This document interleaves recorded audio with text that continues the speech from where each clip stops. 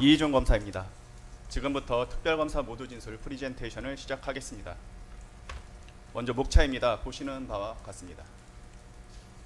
피고인을 비롯한 사건 관계인들의 신분과 지위, 국무위원 심의권 침해, 비상계엄 문서 부서 사후 작성, 외신기자 상대 허위 공보, 내란 수사 방해를 위한 비화폰 현출 방해 및 체포 방해 순으로 말씀드리겠습니다. 첫 번째, 피고인과 사건 관계인들의 신분 및 지위입니다.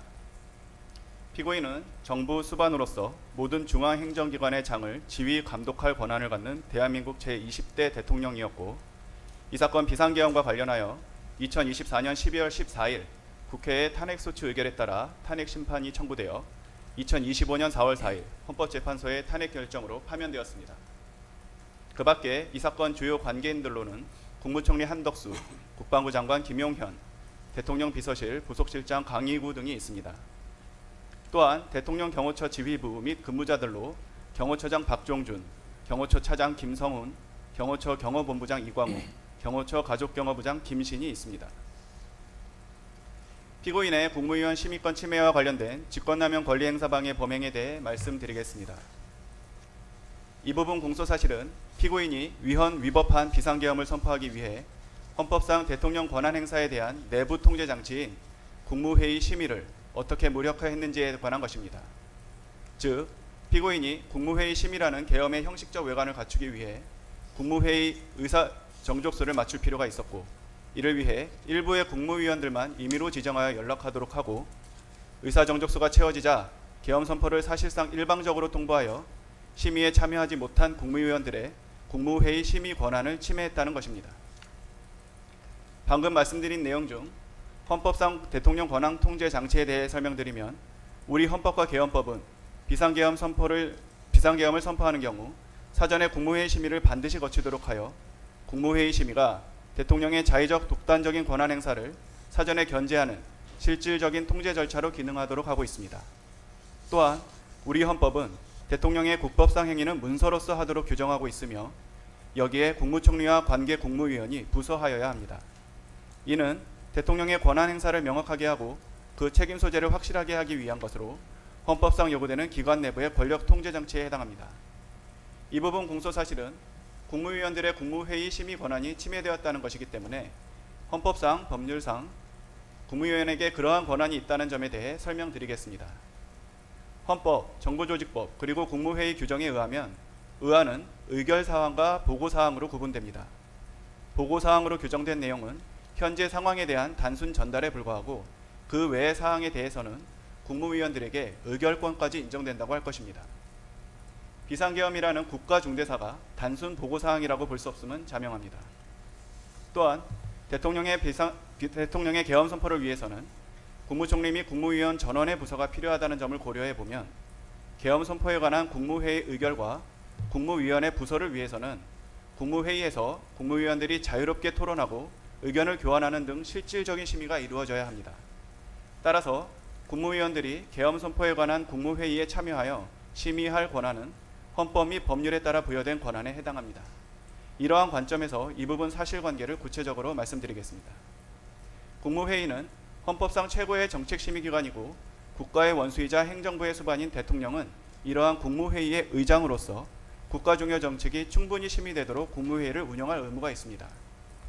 그러나 피고인은 헌법 및 계엄법에 따른 비상계엄 선포 요건이 충족되지 않았음에도 2024년 12월 3일 22시부로 대한민국 전역에 비상계엄을 선포할 계획을 가지고 있었고, 같은 날 20시경 국무총리 한덕수와 국무위원 5명, 즉 외교부 장관 조태용, 통일부 장관 김영호, 법무부 장관 박성재, 행정안전부 장관 이상민만 모인 자리에서 비상계엄을 선포할 것이라고 했습니다. 그 다음 피고인은 국무회의에 심의를 거친 것처럼 의결 정족수 11명을 맞추기 위해 임의로 6명의 국무위원들을 특정하여 소집을 통지했고, 나머지 7명의 국무위원에게는 소집 통지를 하지 않았습니다. 6명의 국무위원에 대한 추가 소집 통지는 2024년 12월 3일 21시 14분경부터 21시 54분경까지 순차적으로 진행이 됐는데, 그 당시 이들에게 비상계엄 선포 계획이나 국무회의 소집 이유 등은 전혀 알려주지 않았습니다.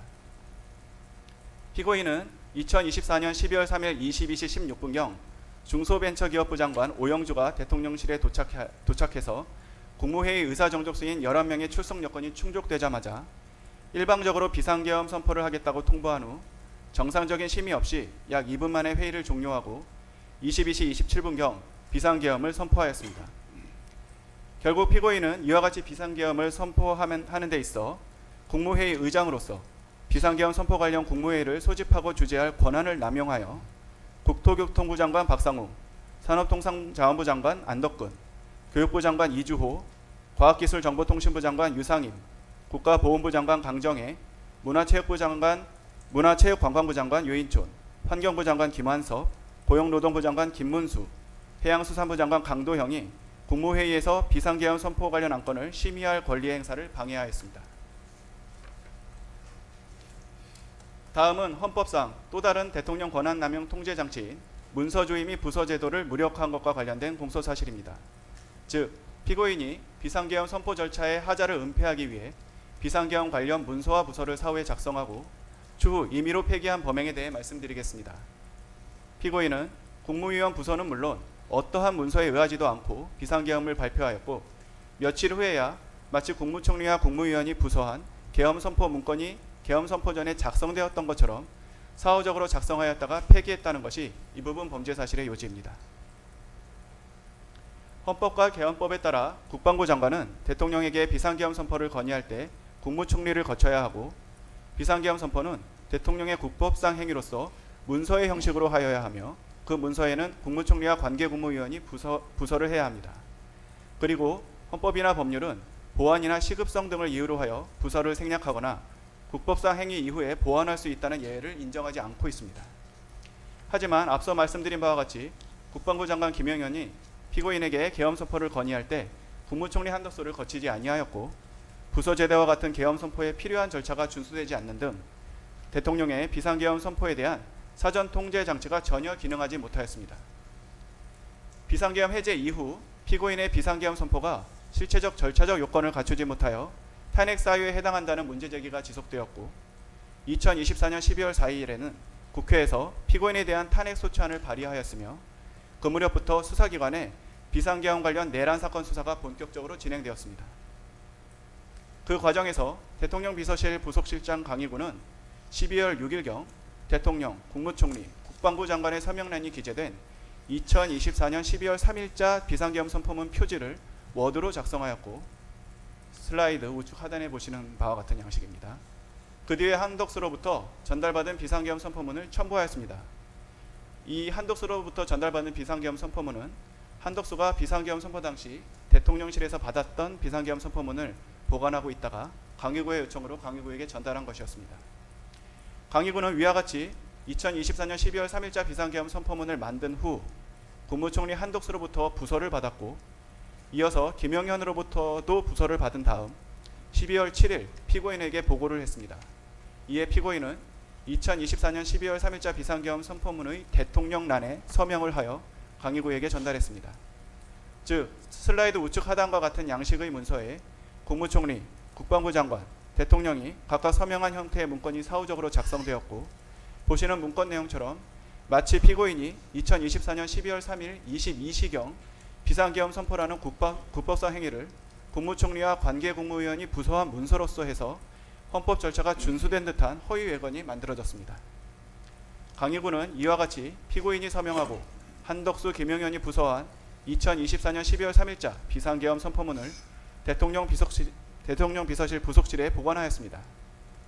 결국 피고인은 강희구, 한덕수, 김영현과 공모하여 마치 대통령의 국법상 행위인 비상계엄 선포가 국무총리와 국방부 장관이 계엄 선포 전 부서한 문서에 의해 이루어진 것처럼 보이게 하거나 비상계엄 관련 탄핵 또는 수사 절차 등에 행사할 목적으로 대통령이 서명하고 국무총리와 국방부 장관이 부서한 2024년 12월 3일자 비상계엄 선포문을 허위로 작성하고 그 무렵 이를 대통령 비서실 부속실에 보관하는 방법으로 행사했다는 것입니다. 다음입니다. 한편 12월 4일 야당이 발의한 피고인에 대한 탄핵 소추안이 12월 7일 투표 불성립으로 폐기된 가운데 12월 8일 7시 22분경 김영현이 비상계엄 내란 사건으로 긴급 체포되는 등 수사기관의 비상계엄 관련 사건에 대한 수사가 본격적으로 진행되자 한덕수는 12월 8일 08시 30분경 강희구에게 전화하여 사후에 문서를 만들었다는 것이 알려지면 또 다른 논쟁을 낳을 수 있으니 내가 서명한 것을 없었던 것으로 하자고 요청했습니다. 피고인은 12월 10일 강희구로부터 이러한 한덕수의 요청을 보고받자 강희구에게 총리의 뜻이 그렇다면 그렇게 해라 라고 말하여 사후적으로 작성한 비상계엄 선포문의 폐기를 승인하였고, 강희구는 피고인의 승인에 따라 2024년 12월 3일자 비상계엄 선포문을 폐기하였습니다. 이로써 피고인은 한덕수 강희구와 공모하여 대통령 기록물인 대통령이 서명하고 국무총리와 국방부 장관이 부서한 2024년 12월 3일자 비상계엄 선포문을 무단으로 손상함과 동시에 공무소인 대통령실에서 사용하는 서류인 2024년 12월 3일자 비상계엄 선포문을 손상했다는 것입니다. 다음으로 비상계엄에 따른 정치적 사법적 위기를 타개하기 위해 허위의 공보를 하도록 한 직권남용 권리행사 방해 범행에 대해 말씀드리겠습니다.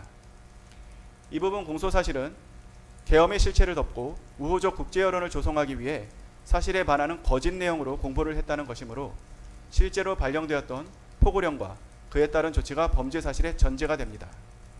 보시는 포고령과 같이 계엄사령관인 육군참모총장 박안수는 2024년 12월 3일 23시 23분경 국방부 장관 김용현으로부터 건네받은 계엄사령부 포고령 제1호를 발령했습니다.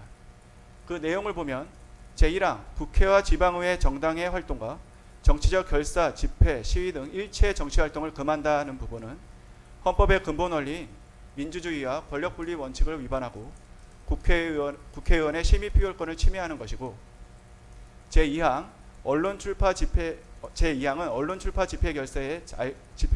결사의 자유, 알 권리 등 여러 헌법상 기본권을 침해하는 내용입니다. 하단에서 영장 없이 체포 구금 압수수색을 할 수 있다는 부분은 헌법상 신체의 자유라는 기본권 보장의 핵심인 영장주의를 배제하는 내용입니다. 복잡한 헌법 이론을 따지기에 앞서 그 자체로 헌법에 반하는 내용들입니다. 그와 같이 위헌 위법한 포고령과 피고인의 지시에 따라 경찰과 군인은 국회 봉쇄, 선거관리위원회 민주당사 등 장악, 주요 인사에 대한 영장 없는 체포 및 구금 등을 시도하며 국헌문란 목적의 폭동을 일으켰습니다. 피고인은 비상계엄 해제 이후 비상계엄 관련 내란 사건으로 수사가 임박하고 국회에서도 탄핵소추안을 발의하자 이러한 비상계엄 관련 내란 범행을 정당화할 목적으로 비상계엄이 적법한 절차에 따른 것으로 거짓 홍보하기 위하여 2024년 12월 4일 오후경 대통령실 해외홍보 비서관 겸 외신 대변인 하태원에게 PG, 프레스 가이던스를 작성하게 하고 이를 외신에게 전파하도록 지시하였습니다. 대통령 비서실 직제 등에 따르면 하태원은 외신 브리핑, 외신 보도 분석, 오보 대응, 외신 대변인 협의체 운영, 국제행사, 외교행사, 해외 순방 관련 내외신 공보 대응 등의 직무를 담당하고 있습니다.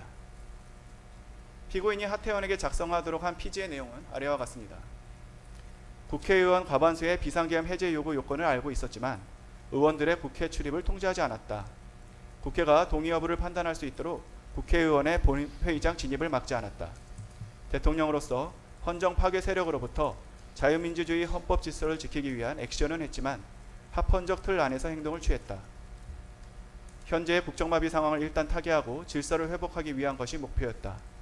헌정 질서 파괴의 뜻은 추호도 없었다는 내용이었습니다. 그러나 앞서 말씀드린 바와 같이 이러한 피지의 내용은 명백히 허위였습니다. 피고인은 국회의 비상계엄 해제 요구 결의를 막을 목적으로 비상계엄을 선포한 직후 국회 주변에 경찰을 동원하여 국회 출입을 전면 차단하였고, 군인들을 국회로 출동하게 한 뒤 국회의원을 본회의장에서 끌고 나오도록 지시했으며, 헌법과 법률에서 정한 요건과 절차를 위반하여 비상계엄을 선포하였고, 국헌을 문란하게 할 목적으로 폭동을 일으켰고, 그 모든 과정은 언론을 통해 중계되기도 했습니다. 그럼에도 피고인의 지시에 따라 하태원은 피고인이 알려준 허위의 사실을 피지로 작성한 후 AP통신, AFP, ABC, CNN, 뉴욕타임스, 워싱턴포스트, 아사히신문, 요미우리신문, 교도통신 등 외신기자에게 전화하여 피지에 기재된 허위 사실을 전달했으며, 외교부 부대변인 유창호에게도 외신기자에게 피지 내용을 전달하게 했습니다. 이는 오로지 사실에 입각해 업무를 수행할 의무가 있는 외신 대변인에게 허위 공보라는 의무 없는 일을 하게 한 직권남용 범행에 해당한다는 것이 이 부분 공소사실입니다.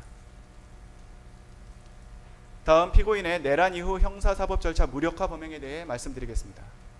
우선 내란 수사를 방해하기 위하여 행한 대통령 등의 경호에 관한 법률 위반 교사 범행에 대해 말씀드리겠습니다. 대통령 경호처 소속 공무원은 직권을 남용하여서는 아니 되고 대통령 경호처 차장 김성훈은 경호처 소속 공무원에 대한 지휘 감독 권한이 있는 사람입니다. 12.3 비상계엄 해제 이후 2024년 12월 4일경부터 검찰, 공수처, 경찰 등 수사기관이 피고인과 공범들에 대해 내란죄 등의 수사에 착수하였다는 사실이 대대적으로 언론에 보도되었습니다. 그러자 피고인은 12월 7일경 대통령 경호처 차장이었던 김성훈에게 연락해서 수사받고 있는 그 세 사람의 단말기 그렇게 놔둬도 되느냐, 비아폰이 누군가의 손에 들어가서 함부로 쉽게 볼 수 있으면 그게 비아폰이겠냐, 쉽게 볼 수 없어야 비아폰이지, 조치해라, 그래서 비아폰 아니냐라고 말하면서 내란 우두머리 등 형사사건의 공범인 국군 방첩사령관 여인영, 수도방위사령관 이진우, 육군 특수전사령관 곽종군 이상 3명의 비아폰을 수사기관이 볼 수 없게 조치하라고 지시했습니다. 피고인의 지시를 받은 김성훈은 곧바로 비아폰을 관리하는 대통령 경호처 지원본부장 김대경에게 전화하여 대통령님이 말씀하시더라, 수사받는 세 사람 비아폰 그거 아무나 볼 수 있게 내버려두면 되겠냐고 하면서 조치하라고 하신다 라고 말하면서 여인영, 이진우, 곽종군의 비아폰 단말기의 통화기록 등 정보를 수사기관이 볼 수 없게 조치하라고 지시했습니다. 그러나 김대경이 조치를 계속하지 않자 12월 16일까지 계속해서 수차례에 걸쳐 접속 차단 조치를 해라, 내가 하라고 한 거 왜 안 하냐, 그냥 시키는 대로 하란 말이야, 왜 이렇게 말을 안 들어 등의 말을 하며 같은 지시를 계속하였습니다. 이로써 피고인은 피고인의 형사사건 공범들이 사용하는 비아폰 단말기의 통화기록 등 정보를 수사기관이 볼 수 없도록 하기 위하여 대통령 경호처 차장인 김성훈으로 하여금 지원본부장 김대경을 상대로 직권을 남용하여 부당한 지시를 하도록 교사했습니다. 다음으로 피고인에 대한 내란 수사 및 재판을 위해 법원이 발부한 체포영장 등의 집행을 무력화하기 위해 국가기관인 대통령 경호처를 동원하고 실제로 물리적으로 영장 집행을 저지한 범행과 관련된 공소사실을 말씀드리겠습니다. 이 부분 공소사실은 2024년 12월경부터 25년 1월경까지 법원이 피고인에 대해 2회에 걸쳐 발부했던 영장 집행을 방해하는 과정에서 일어난 범죄로 우선 기본적 사실관계부터 말씀드리겠습니다. 피고인은 2024년 12월 3일 비상계엄 이후 검찰 및 군검찰이 합동으로 구성한 특별수사본부, 공수처와 경찰, 국방부 조사본부가 합동으로 구성한 공조수사본부의 출석 요구에 단 한 차례도 응하지 않고 출석 불응을 반복하였습니다. 결국 법원은 2024년 12월 30일 피고인을 내란 우두머리 등 혐의로 체포할 수 있는 체포영장과 함께 피고인을 체포하기 위해 대통령 관저 등을 수색할 수 있는 수색영장을 발부하였습니다. 우선 2024년 12월 30일자 체포수색영장 집행과 관련된 특수공무집행방해, 직권남용 권리행사방해, 범인도피 교사 범행에 대해 말씀드리겠습니다. 법원이 발부한 영장을 집행하기 위해 공수처는 2025년 1월 3일경 앞서 말씀드린 체포영장 등의 집행을 시도했습니다. 그러나 피고인은 대통령 경호처 처장 박종준, 차장 김성훈 등에게 공수처는 내란죄 수사권이 없기 때문에 체포영장은 불법이므로 이에 응할 수 없다 라고 하면서 체포영장 등의 집행을 저지하라고 지시했고, 피고인으로부터 체포영장 집행을 저지하고 수사기관을 공관촌 내로 들여보내지 말라는 지시를 받은 박종준, 김성훈은 대통령 경호처 간부 회의 등을 통해 대통령의 방침이라면서 피고인의 지시사항을 전달하고 군경 병력 동원 계획, 차벽 설치 계획 등을 수립하여 영장 집행을 물리적으로 저지하기로 모의했습니다. 2025년 1월 3일 영장 집행이 개시되자 박종준, 김성훈 등은 대통령 경호처에 배속된 제55 경비단과 제33 군사경찰 경호대에 연락하여 병력 증원을 요청하고 대통령 경호처 소속 공무원 등을 동원하여 공관총 1 정문에서부터 대통령 관저 앞에 이르기까지 대형 버스 등을 차벽으로 설치하여 3중의 저지선을 구축하고 차벽 주변에 대통령 경호처 소속 공무원 등으로 하여금 인간 스크럼을 짜게 하는 등의 방법으로 영장 집행 담당 공무원 등의 대통령 관저 진입을 저지하고 그 과정에서 공수처 소속 검사, 수사관 등 영장 집행 담당 공무원을 가로막고 붙잡고 밀치는 등의 유형력을 행사했습니다. 법원이 발부한 영장을 집행하는 것은 재판을 집행하는 것이고 재판에 대한 불복은 법률상 정해진 절차에 의할 수 있을 뿐 개인이 스스로 물리적으로 저지하는 이른바 자력구제는 허용되지 않는 범죄이기 때문에 특검은 피고인의 지시에 의한 위 일련의 행위를 특수공무집행방해로 공소제기했습니다. 특히 피고인이 대통령 경호처 처장 박종준, 차장 김성훈을 통해 경호관들로 하여금 경호와 무관한 영장집행 방해 행위를 하도록 한 것은 직권남용 권리행사 방해에 해당하는 것으로도 공소제기했습니다. 법관이 발부한 영장으로 국가의 구금시설에 구금하는 것은 형사사법작용에 따른 법 집행이고 경호 대상자의 생명, 신체 및 재산에 대한 위해가 아니므로 이를 저지하는 행위는 대통령 경호법에 따른 경호의 범위를 일탈하는 것으로 허용되지 않기 때문입니다. 또한 피고인이 타인으로 하여금 자신에 대한 체포를 막도록 한 행위는 형법상 범인도피 교사에 해당하는 것으로도 공소를 제기했습니다. 다음 2025년 1월 7일자 체포수색영장 등 재판 집행 관련 직권남용 권리행사 방해 범행입니다. 1차 체포영장 등 집행 저지 이후 박종준이 2025년 1월 10일경 특수공무집행 방해 등 혐의로 경찰 조사를 받는 과정에서 사직서를 제출했고 사직서가 수리되어 김성훈 차장이 처장 직무대행직을 맡게 되었습니다. 한편 공수처는 위와 같이 1차 체포영장 등의 집행이 무산된 후 2025년 1월 7일 피고인에 대한 체포 및 수색영장을 다시 발부받아 2025년 1월 15일 영장 집행을 시도하였습니다. 피고인은 자신에 대한 공수처의 영장 재집행을 예상하였고 공수처의 체포영장 등 집행에 응할 수 없다는 피고인의 기조는 대통령 경호처장 박종준의 사임으로 처장 직무대행이었던 김성훈과 경호본부장 이광호에게 계속하여 유지되었습니다. 이러한 피고인의 기조에 따라 김성훈, 이광호는 공수처의 체포영장 등 집행을 저지하기 위해 대통령 경호처 소속 공무원 등을 동원하여 공관촌 내 주요 지점에 차벽과 윤형 철조망을 설치하고 인간 스크럼 짜기 훈련을 수차례 실시하였습니다. 이로써 피고인은 김성훈, 이광호와 공모하여 대통령 경호처의 업무를 총괄하고 소속 공무원을 지휘 감독하는 대통령 경호처장 등의 권한을 남용하여 소속 공무원으로 하여금 2025년 1월 7일자 체포영장 등 재판의 집행을 저지하기 위해 차벽과 철조망을 설치하게 하거나 인간 스크럼 훈련을 실시하도록 하는 등 의무 없는 일을 하게 하였습니다. 앞서 말씀드린 것과 같이 위와 같은 행위는 경호의 범위를 벗어나는 것이므로 직권남용 권리행사 방해죄에 해당합니다. 다음으로 위력 순찰 등 총기 소지와 관련된 직권남용 권리행사 방해 범행에 대해 말씀드리겠습니다. 피고인은 공수처의 영장 재집행을 저지하기 위해 2025년 1월 7일경 김성훈, 이광호 등이 참석한 오찬 자리에서 언론에서는 2차 체포영장 집행을 위해 특공대와 기동대가 들어온다고 하는데 걔들 총 쏠 실력도 없다. 경찰은 전문성도 없고 총은 경호관들이 훨씬 잘 쏜다. 경찰은 니들이 총기를 가지고 있는 것을 보여주기만 해도 두려워할 거다. 총을 가지고 있다는 걸 좀 보여줘라 등의 말을 하며 외부에 총기가 잘 보이도록 휴대한 상태에서 순찰을 하여 위력을 보이는 위력 순찰을 하도록 지시했습니다. 이에 따라 김성훈, 이광호는 경호처 대테러 직원들로 하여금 위력 순찰을 하도록 하고 이광호는 기관단총 2정과 실탄 80여 발을 가족경호부 사무실에 배치해두기도 하였습니다. 이로써 피고인은 김성훈, 이광호와 공모하여 경호처 소속 공무원으로 하여금 위력 순찰 등을 실시하도록 하는 등 의무 없는 일을 하게 하였고 이 부분도 앞서 말씀드린 것과 같은 이유로 직권남용 권리행사 방해로 기소를 했습니다. 특별검사는 이와 같은 일련의 헌법파괴 및 형사사법체계 부정행위에 대해 피고인을 특수공무집행 방해, 허위공문서 작성 및 허위작성 공문서 행사, 대통령 기록물 관리에 관한 법률 위반, 공연서류 손상, 직권남용 권리행사 방해, 대통령 등의 경호에 관한 법률 위반 교사, 범인도피 교사로 공소제기하였고 각 적용법조는 보시는 바와 같습니다. 이상으로 특별검사의 공소유지 진술을 마치겠습니다. 공소사실에 대한 피고인 측 의견 진술하시기 바랍니다. 김홍일 변호사입니다.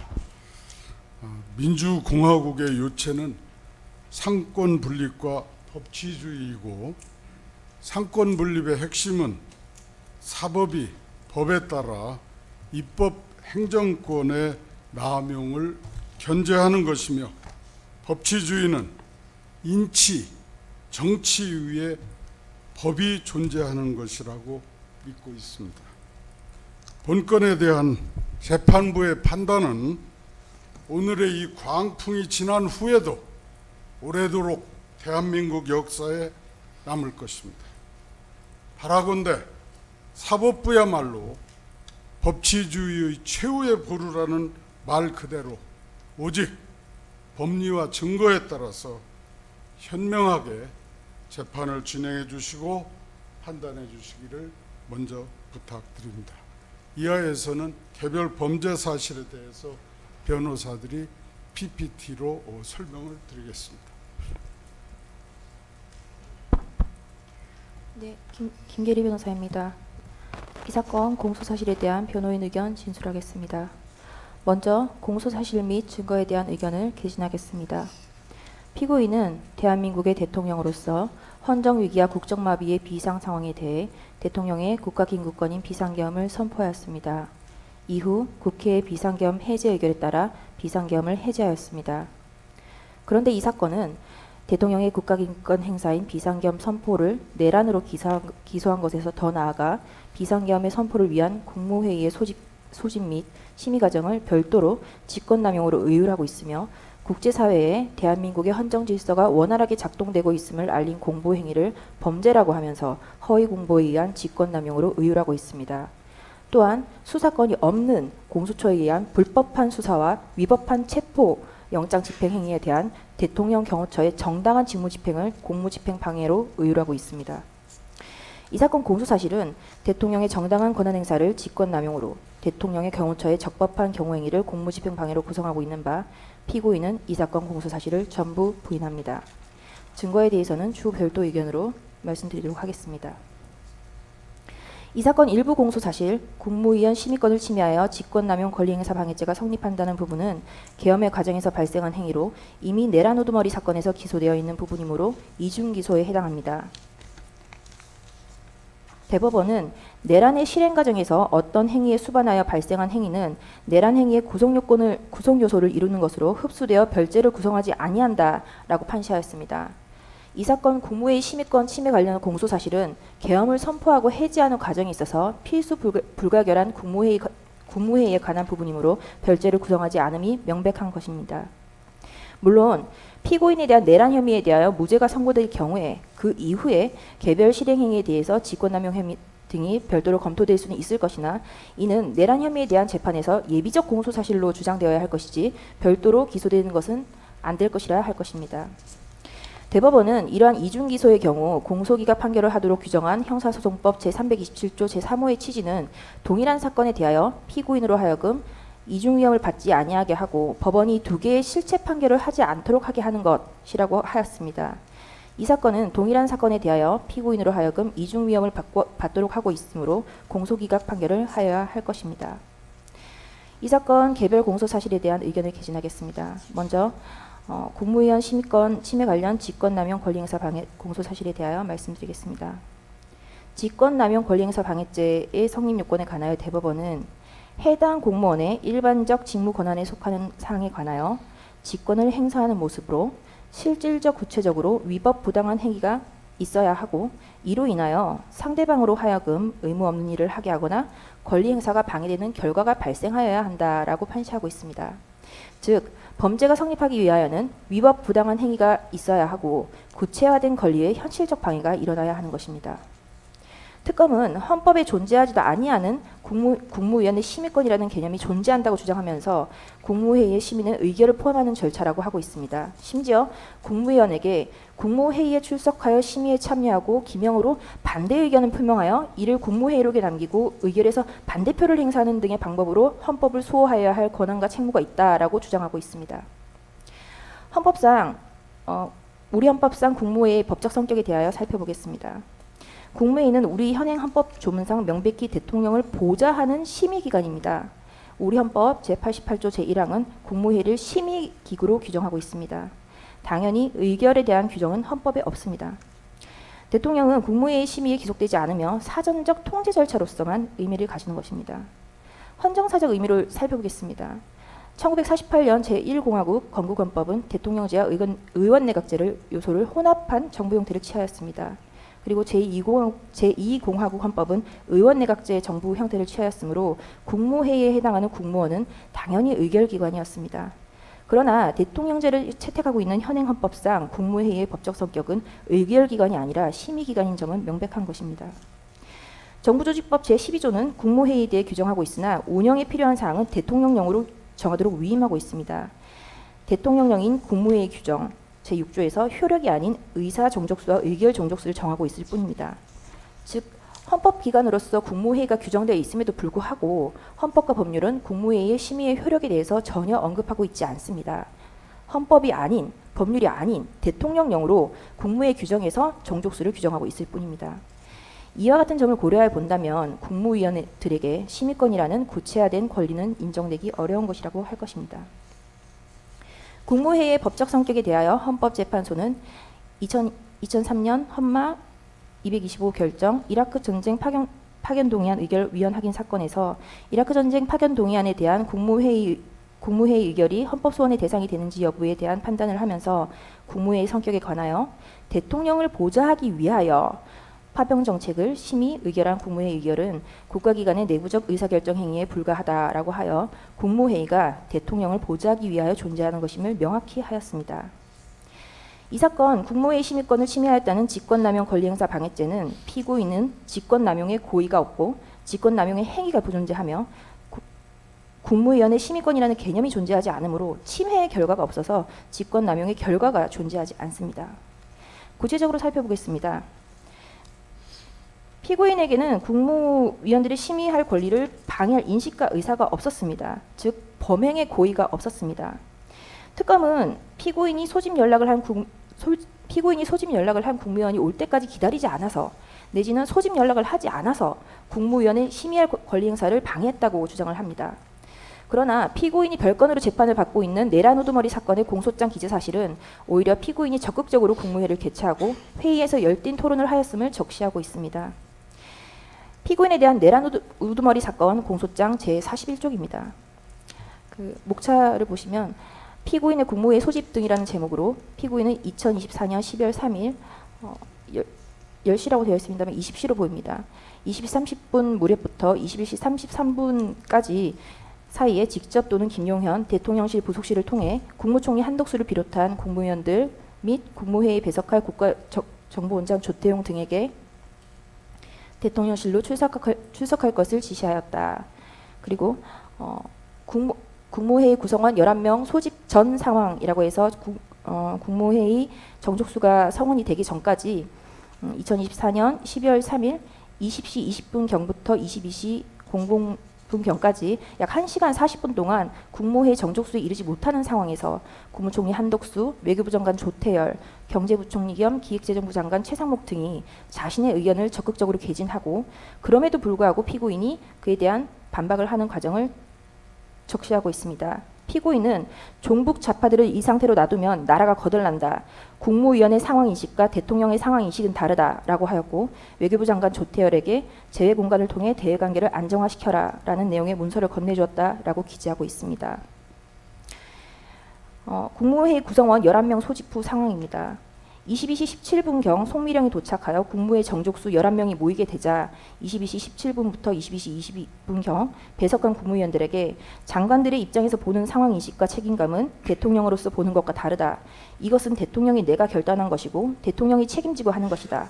지금 계엄을 선포할 수밖에 없다. 국무회의 심의를 했고 발표해야 하니 나는 간다. 국무회의를 심의를 했고 발표해야 하니 나는 간다 라고 말을 했다고 기재하고 있습니다. 검찰이 하자 있는 국무회의라고 주장하는 이 공소장 기재에 의한다 하더라도 피고인은 20시 20분경부터 국무회의 정족수 11명이 소집될 때까지 계엄 선포를 미루고 국무위원들과 계엄 선포에 대해서 열띤 심의를 하였고 22시 17분경부터 11명의 정족수가 충족되자 22시 22분경까지 심의한 후에 22시 23분경 계엄을 선포했음이 확인됩니다. 그렇다면 피고인의 국무회의에 대한 인식과 의사는 미처 도착하지 못한 국무위원들에 대한 배제 그리고 배제가 아닌 국무회의 정족수 11명의 성원을 기다린 것으로 국무회의의 적법 요건을 적극적으로 갖추고자 하였던 것임이 확인되어 이 사건 공소 사실의 피고인의 고의가 부존재함을 확인할 수 있습니다. 그리고 피고인에게는 직권남용 행위가 부존재합니다. 피고인은 당시 대통령실 인근에 있거나 위치가 확인되어 빨리 올 수 있는 국무위원을 부른 것일 뿐 특정 국무위원을 지정해서 배제하거나 국무위원들이 국무회의에 참석하지 못하도록 방해 행위를 한 사실이 없습니다. 전술을 한 바와 같이 피고인은 국무회의의 심의에 기속되지 않으므로 특정 국무위원을 배제할 이유가 전혀 없습니다. 또한 참석한 국무위원 전원이 비상계엄에 대해 반대를 하였으므로 유리한 의결을 위하여 특정 국무위원을 배제하였다는 논리 역시 성립될 수 없습니다. 전술하였듯 국무위원들에게 심의권이라는 개념이 존재하지 않으므로 침해받을 권리가 없어 직권남용의 결과가 존재하지 아니합니다. 즉, 이 사건에는 피고인의 고의도, 남용 행위도, 남용의 결과도 없는 것입니다. 그 과거 김영삼 대통령의 긴급재정경제명령 금융실명제의 경우를 살펴보겠습니다. 김영삼 대통령이 1993년 8월 12일 긴급재정경제명령을 발령하기 위한 국무회의를 소집할 때 국무위원들은 일과 후에 퇴근을 준비하던 중이었습니다. 사전에 안건에 대해 전혀 설명을 받지 못하였고 대통령 비서실의 소집 통보를 받았습니다. 국무위원들은 당시 협상이 진행되던 중이던 우루과이 라운드에 대한 중요한 의제가 있다는 말을 듣고 국무회의에 참석하였는데 김영삼 대통령은 국무위원들에게 금융실명제를 전격적으로 시행한다고 일방적으로 통보를 하였고 그대로 국무회의를 종료하고 생방송을 통해 긴급재정경제명령을 발령하였습니다. 국무위원들은 그 구체적인 내용을 대국민 긴급 담화를 통하여 들었습니다. 헌법재판소는 대통령의 긴급재정경제명령 발동에 대한 사법심사를 하면서 특별히 국무회의와 관련한 절차적 하자에 대해서는 전혀 문제 삼지 않았습니다. 즉, 국가긴급권의 발령이 검토되는 비상 상황에서 절차의 관여와 밀행성의 요청을 인정한 것이라 할 수 있습니다. 당시 한겨레 신문기사를 보겠습니다. 이 신문기사를 보면 6시에 긴급 국무회의 소집 통보가 있기 전까지 국무회의 소집 사실은 물론 내용조차 전혀 감지하지 못하였으며 7시에 긴급 임시 국무회의가 소집되었으며 7시 30분에 발표를 하고 8시를 기해 금융실명제가 전격 실시되었음을 기사로 확인할 수 있습니다. 피고인은 2024년 12월 4일 4시 27분 비상계엄 해제 담화에서 국회의 계엄 해제 의결에 따라 계엄을 해제하고자 하나 새벽인 관계로 아직 국무회의 정족수를 채우지 못하였고 국무위원들이 오는 대로 바로 계엄을 해제하겠다고 하였습니다. 그에 따라 2024년 12월 4일 4시 27분에서 4시 29분 단 2분 동안 비상계엄 해제 국무회의가 있었고 국무위원이 도착하여 성원이 되는 대로 국무회의를 개최하였으며 국방부 장관의 제안 설명에 아무런 발언도 하지 않았다고 회의록은 명확히 기재하고 있습니다.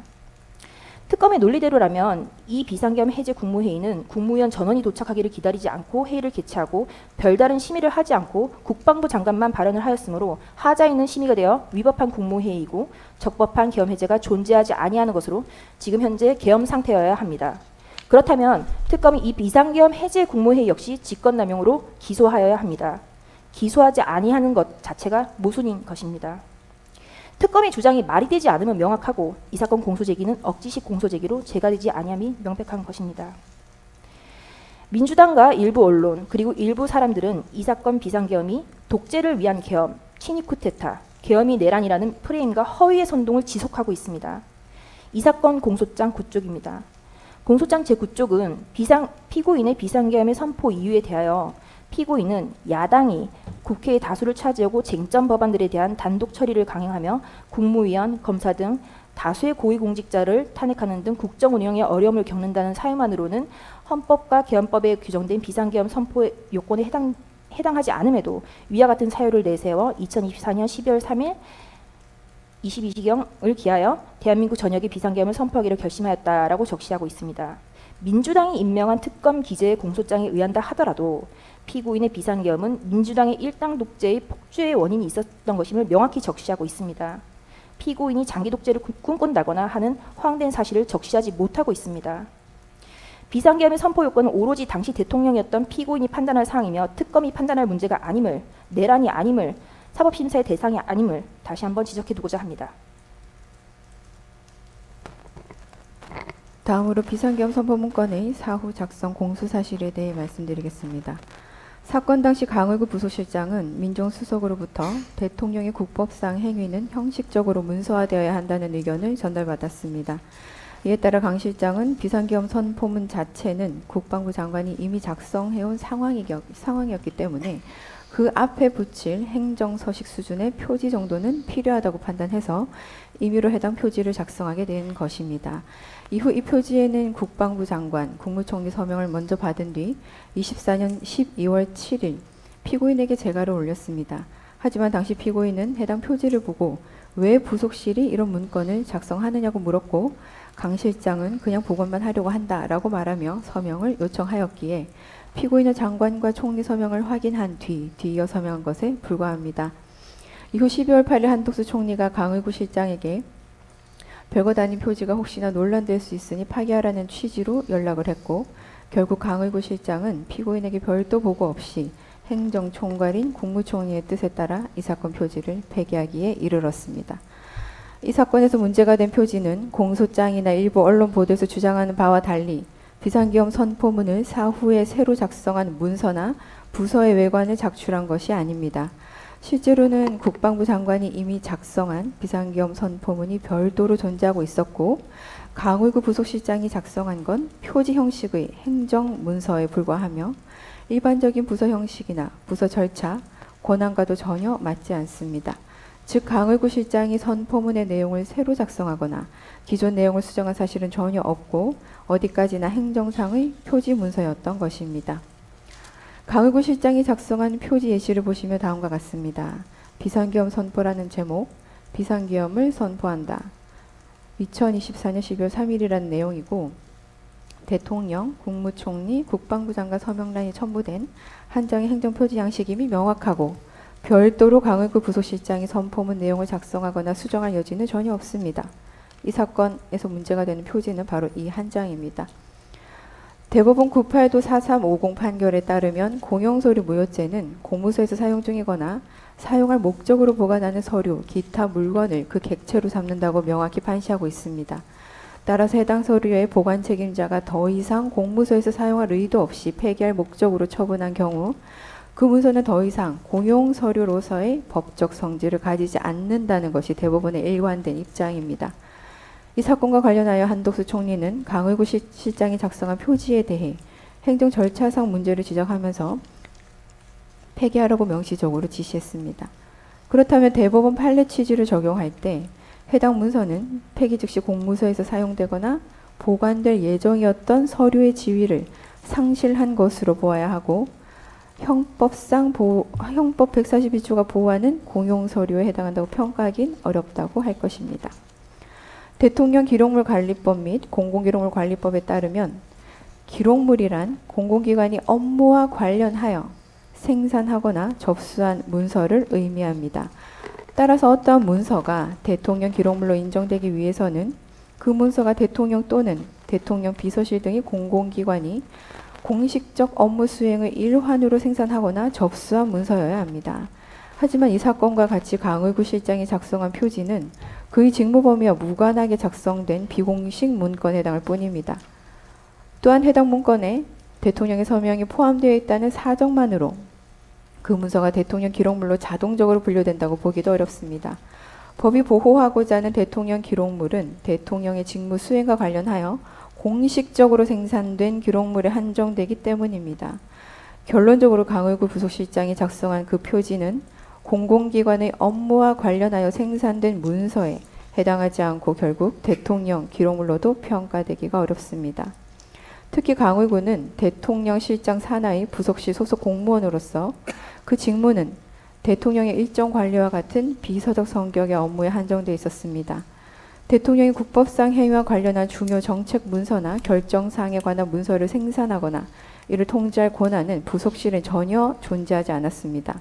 이와 같은 조직적 직무적 한계를 감안할 때 강의구 실장이 임의로 비상계엄 선포문의 표지 문건을 작성한 것은 그 직무 범위를 벗어난 무권한의 행위로서 행정적으로나 법적으로 효력을 인정받기 어려운 문서일 수밖에 없습니다. 더욱이 이 표지는 국무총리가 폐기를 지시한 문건으로 정식 문서로서의 성격조차 유지되지 못했습니다.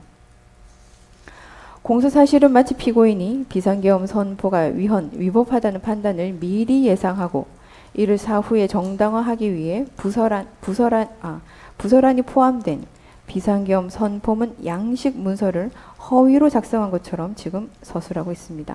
그러나 피고인은 사건 당시 해당 표지가 사전 결재를 요하는 선포문의 일부 문서가 아님을 명확하게 인식하고 있었고 소급적으로 적법성을 가장하기 위해 허위 문건을 작성할 동기가 전혀 없었습니다. 실제로도 해당 표지는 단순한 형식 보완을 위한 서식에 불과했고 피고인에 의해 강제로 작성되었다거나 작성 지시가 있었다거나 법적 정당성을 확보하기 위한 허위 문서로 활용된 바도 없습니다. 이는 피고인이 헌법재판소 탄핵심판 과정에서도 직접 진술한 바 있습니다. 피고인은 비상계엄 선포와 관련하여 허위 내용의 공문서를 작성할 필요성도 없었고 사후 외관을 조작하거나 위작할 고의 역시 없었습니다. 결국 피고인에게는 그와 같은 문서를 만들어 사후적으로 정당성을 꾸며야 할 이유가 전혀 없었다는 점을 명백하다고 할 것입니다. 결과적으로 이 사건에서 강의구 부속실장이 작성한 표지는 그 자체로 직무행위에 해당하지 않으므로 형법상 허위공문서 작성죄의 객체로 볼 수 없습니다. 나아가 해당 문서는 단순히 책상 서랍에 즉시 보관되었을 뿐 외부에 제출되거나 실질적으로 행사된 사실이 전혀 없습니다. 공소장 어디에도 이 문서가 어떠한 방식으로 어떤 목적으로 사용되었는지에 대한 구체적인 기재조차 존재하지 않습니다. 행사의 사실 내지 목적이 인정되지 않는 이상 문서죄 동행사로 의율할 수는 없을 것입니다. 결국 이 문건은 직무와 무관한 자가 임의로 작성한 문서이며 행사 목적도 명백히 결여되어 있기 때문에 허위공문서 작성 및 동행사죄를 적용하는 것은 법리상 어렵다고 할 것입니다. 앞서 설명드린 바와 같이 이 사건 표지문서는 공영서류로서의 성질을 상실하였고 대통령 기록물로도 분류될 수 없습니다. 무엇보다 피고인은 비상계엄 해제 이후에야 뒤늦게 이 문서의 존재, 폐기 사실을 보고받았고 작성 단계에서는 사전 보고조차 받지 못했습니다. 피고인이 강의구 부속실장, 한덕수 국무총리와 본 사건을 사전에 공모하였다는 취지의 주장은 공소장에 기재되어 있음에도 불구하고 이를 뒷받침할 만한 아무런 증거도 존재하지 않습니다. 결국 이 문서는 피고인이 사후에 알게 된 사실임을 감안할 때 대통령 기록물 관리법 위반과 공용서류 손상 혐의는 애초부터 성립될 수 없다는 점이 확인됩니다. 결국 이 사건 표지에 대한 공소 제기는 아무런 근거가 없고 법리적으로 타당하지 않은 것으로 평가하여야 할 것입니다. 다음으로 비상계엄 외신 공보 관련 직권남용 권리행사 방해에 대해 말씀드리겠습니다. 대법원 2018도 2236 전원합의체 판결에 따르면 공무원이 직권을 남용하여 타인으로 하여금 어떠한 일을 하게 한 경우라도 그 상대방이 공무원이나 유관기관의 임직원이고 그 상대방의 행위가 직무범위 내에서 이루어졌으면 특별한 사정이 없는 한 법령상 의무 없는 일을 한 것으로 보기 어렵다라고 판시하고 있습니다. 대통령실의 대변인은 대통령의 입장을 국민과 외부에 전달하는 사자의 역할을 하는 자이지 독자적인 가치 판단이나 사실 판단에 따라 보도 내용을 선별하는 권한을 가진 주체가 아닙니다. 설령 대통령의 입장이나 발언이 객관적 사실과 차이가 있거나 논란의 여지가 있다 하더라도 이를 전달한 대변인에게 객관적 팩트를 일일이 검증해야 할 법적 의무를 부여할 수는 없습니다. 대변인의 역할은 대통령의 입장을 정확하게 왜곡 없이 전달하는 데 그치며 그 내용에 대한 최종 책임은 당연히 대통령에 귀속됩니다. 최근 이재명 대통령이 미국에서 트럼프 전 대통령과 경제실무 회담을 진행한 직후 국내 언론 보도와는 상반된 주장을 타임지와 인터뷰에서 밝힌 것을 예로 들어보겠습니다. 대통령은 회담 직후에 대통령실은 회담 직후에 경제회담이 화기애애하게 진행되어 합의문이 필요조차 없었다고 발표했습니다만 이재명 대통령은 타임지 인터뷰를 통해 미국의 요구가 워낙 엄격해서 그대로 관세 협상을 했으면 탄핵을 당했을 것이다 라고 발언을 했습니다. 특검의 논리대로라면 이러한 대통령실의 입장 표명과 관련해 이재명 대통령은 직권남용죄가 성립된다 할 것입니다.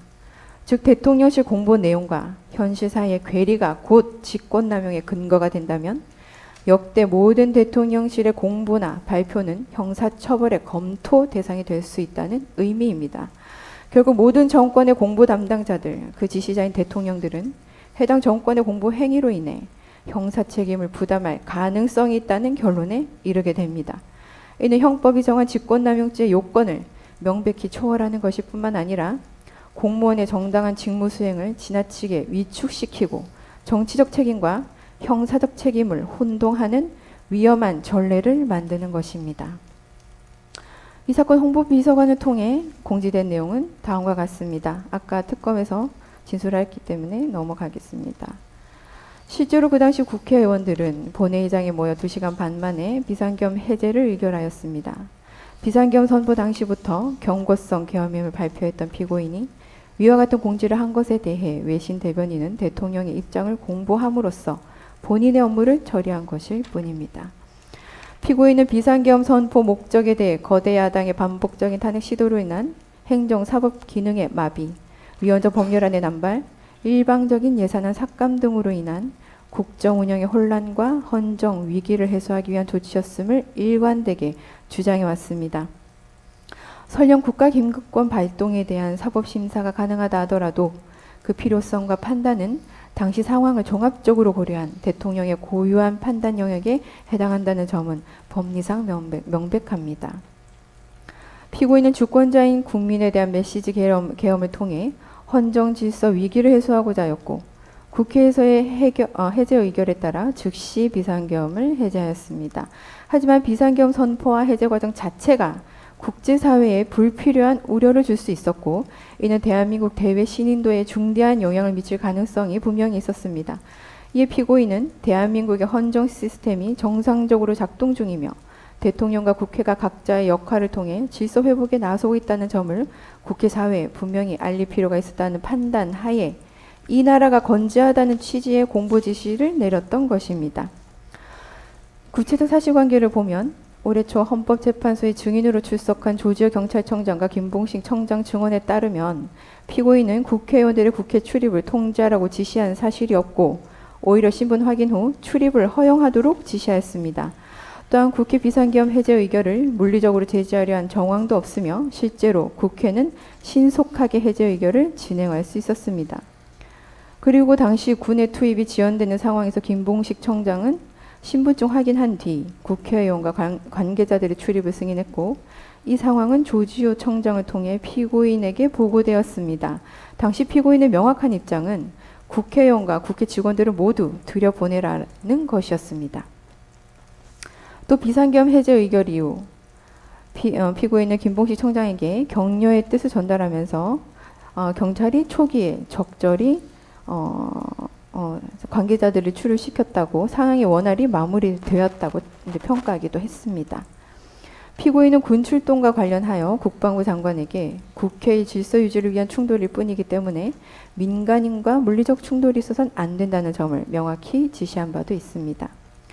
특검은 공소사실에서 피고인이 경찰을 시켜 국회 외곽을 봉쇄 및 차단하고 국회의원들을 다 잡아들이라 지시하고 국토방위 사령부 병력으로 하여금 국회 진입 비상계엄 해제의결 방해 시도를 하고 본회의장 문을 부수고 총을 쏴서라도 끌어내라고 하였다. 그리고 주요 인사들에 대한 합동 체포도 편성 운영을 했다는 등등의 일방적인 주장을 하고 있지만 피고인은 현재 내란 우두머리 사건 재판에서 이에 대해 적극적으로 다투고 있습니다. 이러한 다툼의 존재 여부와는 별개로 객관적인 사실을 살펴보면 피고인은 계엄 해제에 필요한 국무회의 의사 정족수가 충족되는 즉시 계엄을 해제하겠다는 내용의 대국민 담화를 미리 발표한 바도 있습니다. 이후 국회의원들이 국회 입장에서 계엄 해제 요구 의결을 진행하자 피고인은 즉각적으로 병력을 철수시키고 국무회의를 개최하여 계엄을 해제하였습니다. 대통령의 국가긴급권 행사는 헌법에 그 근거가 있습니다. 그리고 국회의 비상계엄 해제 의결 및 해제 절차 과정은 오히려 대한민국의 헌정 시스템이 정상적이고 완전하게 작동하고 있음을 보여주는 방증일 것입니다. 따라서 이와 같은 상황을 국내외 언론에 충분히 설명하고 공보를 하는 것은 당연한 것입니다. 오히려 정부가 이러한 사실을 외신에 전혀 공지하지 않았다면 국제사회에 스스로 무정부 상태임을 자인하는 것과 같은 잘못된 인식을 줄 수 있고 이는 외교적 경제적으로 더 큰 혼란과 손실을 초래하였을 것입니다. 해외 홍보비서관은 외신 브리핑을 담당하는 직무에 있고 해당 직무 범위 내에서 정부의 비상계엄 선포 및 해제에 관한 입장을 발표하였습니다. 이는 사전에 정해진 업무 절차와 기준에 따라 이루어진 것이므로 직무 범위를 일탈하거나 의무 없는 행위를 한 것이 아닙니다. 설령 상급 공무원이 대통령이 실무 공무원이 홍보비서관에게 비서관 본인의 일인 공보 업무를 지시한 행위가 일견 직권의 남용으로 평가된다 하더라도 앞서 언급한 대법원 전원합의체 판결에 따르면 그 지시에 따라 이행된 행위가 법령에 정해진 실무 공무원의 직무 범위 내라면 이는 의무 없는 일을 하게 한 것으로 볼 수 없는 것입니다. 따라서 이와 같은 경우 직권남용 권리행사 방해죄의 구성 요건을 충족하지 않으며 형사처벌의 대상이 되지 않습니다. 결론적으로 이 사건에서 대통령의 입장을 외신 브리핑을 통해 발표하도록 한 행위는 외신 대변인에게 직무 외의 의무를 부과한 것이 아니라 본래의 직무 범위 내에서 이루어진 것으로 봐야 하고, 이런 피고인의 행위를 두고 직권남용 권리행사 방해가 성립한다고 보는 것은 사실관계와 법리 양면을 모두 왜곡한 해석에 해당합니다. 따라서 특검의 기소는 법적 근거에 기초하였다기보다는 정치적 목적이 개입된 기획 기소로 평가될 수 있다는 우려가 있습니다. 앞선 공소 사실들은 비상계엄이라는 단어가 주는 과거의 프레임이 국민의 내면에 집단적으로 소환되어 비실질적인 두려움을 부여하였다는 점, 이러한 두려움을 일부 정치권에서는 철저하게 사법부 길들이기와 지방선거의 활용을 목적으로 이용하려 하긴 하지만, 그럼에도 우리 당사자들이 본 법정에서 보고 듣고 판단해야 하는 것은 이 사건 공소 사실의 사실관계 그 자체입니다. 재판부께서는 대공무사의 공정함까지는 아니시더라도 법리를 중심으로 최소한 합리적 판단을 해주시길 요청드리는 바입니다. 다음 공소 사실로 넘어가도록 하겠습니다.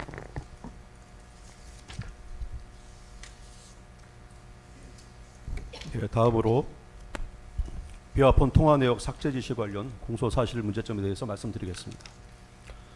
우선적으로 말씀드리는 건 이 사건 범죄 사실은 공소장 기재 자체로도 아무런 범죄가 성립되지 않는다는 것입니다. 공소장 기재에 하더라도 피고인이 김성훈 경호차장에게 지시한 것은 당시 보안 사고가 발생하면 어떠한 조치를 취해야 하는지 물어보면서 사령관들 비화폰에 대해서도 조치하라고 지시한 것뿐입니다. 이러한 지시에는 어떠한 위법도 없습니다. 비화폰은 군사 암호자재이고 그 통화 내역은 특검에서도 압수물 목록에 기재하였던 군사 기밀 자료입니다.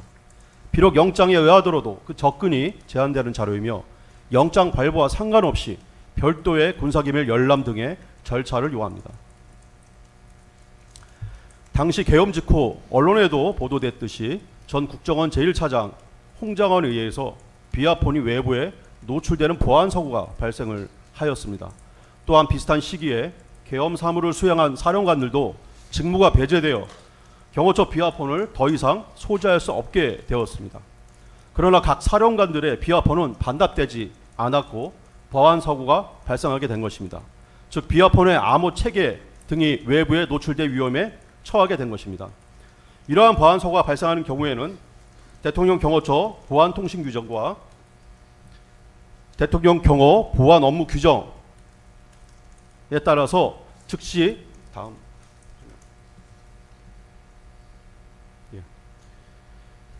인가를 해제하고 인가제의 접근을 막으라는 조치를 취해야 합니다.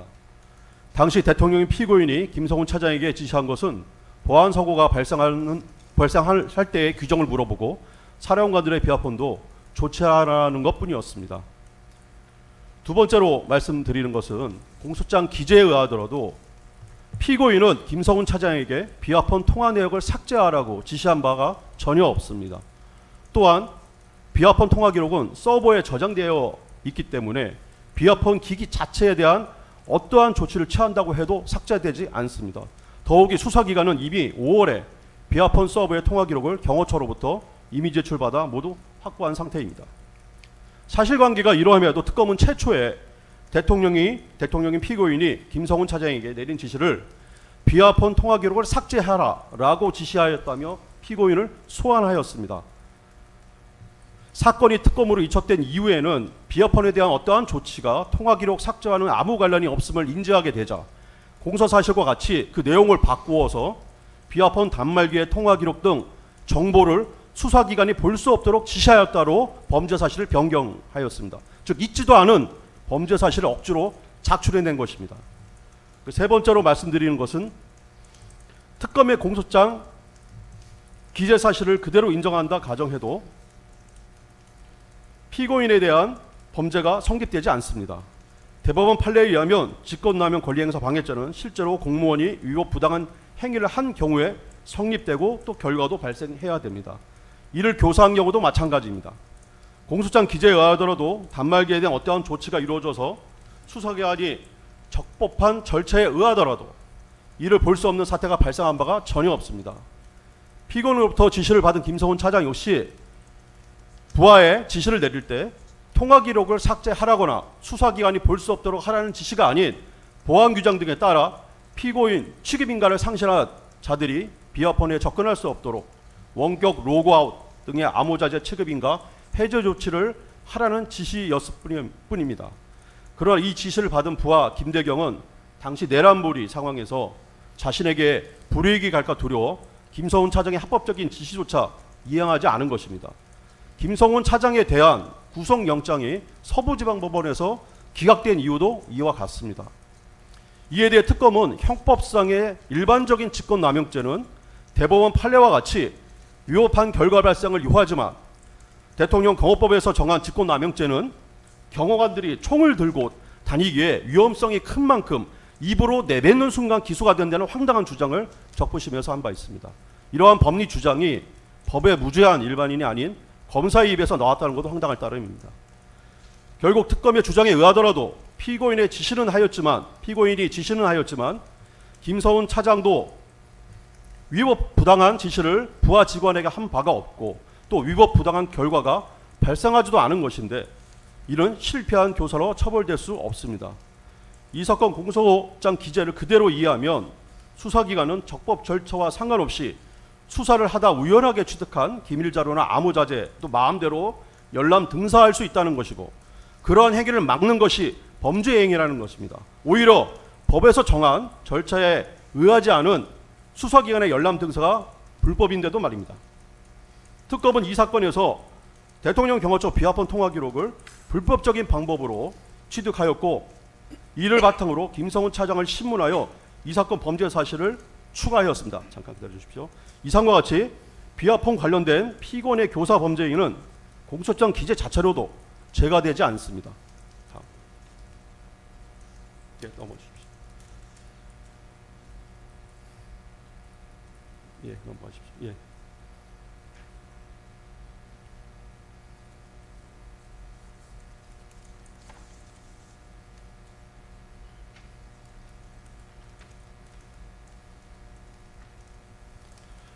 두 번째 공소사실인 체포영장 집행에 관련하여 공소사실의 문제점에 대해서 말씀드리겠습니다.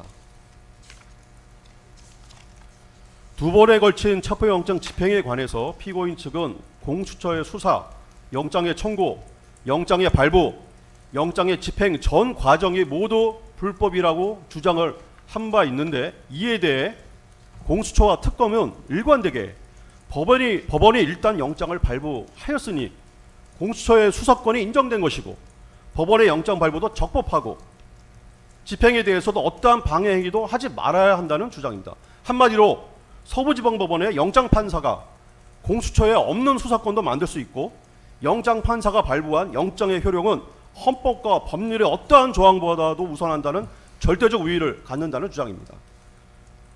공수처의 체포영장 집행과 관련해서 가장 우선적으로 드리는 부분은 공수처는 대통령에 대한 내란죄 수사권이 없다는 것입니다. 공수처법 제2조 3호나 4호에 의하더라도 수사권이 없으면 명백합니다. 이에 대해 공수처는 이러한 변명을 합니다. 공수처가 수사를 할 수 있는 대통령에 대한 직권남용죄를 수사하다 보니 내란죄를 인지하게 되었고 따라서 4호에 관련된 관련 범죄로 보아야 한다는 것입니다. 그러나 대통령은 헌법 제84조에서 내란 외환이 아니면 형사소추를 받지 아니하고 형사소추는 수사를 전제로 한 것이어서 수사를 해서도 안 됩니다.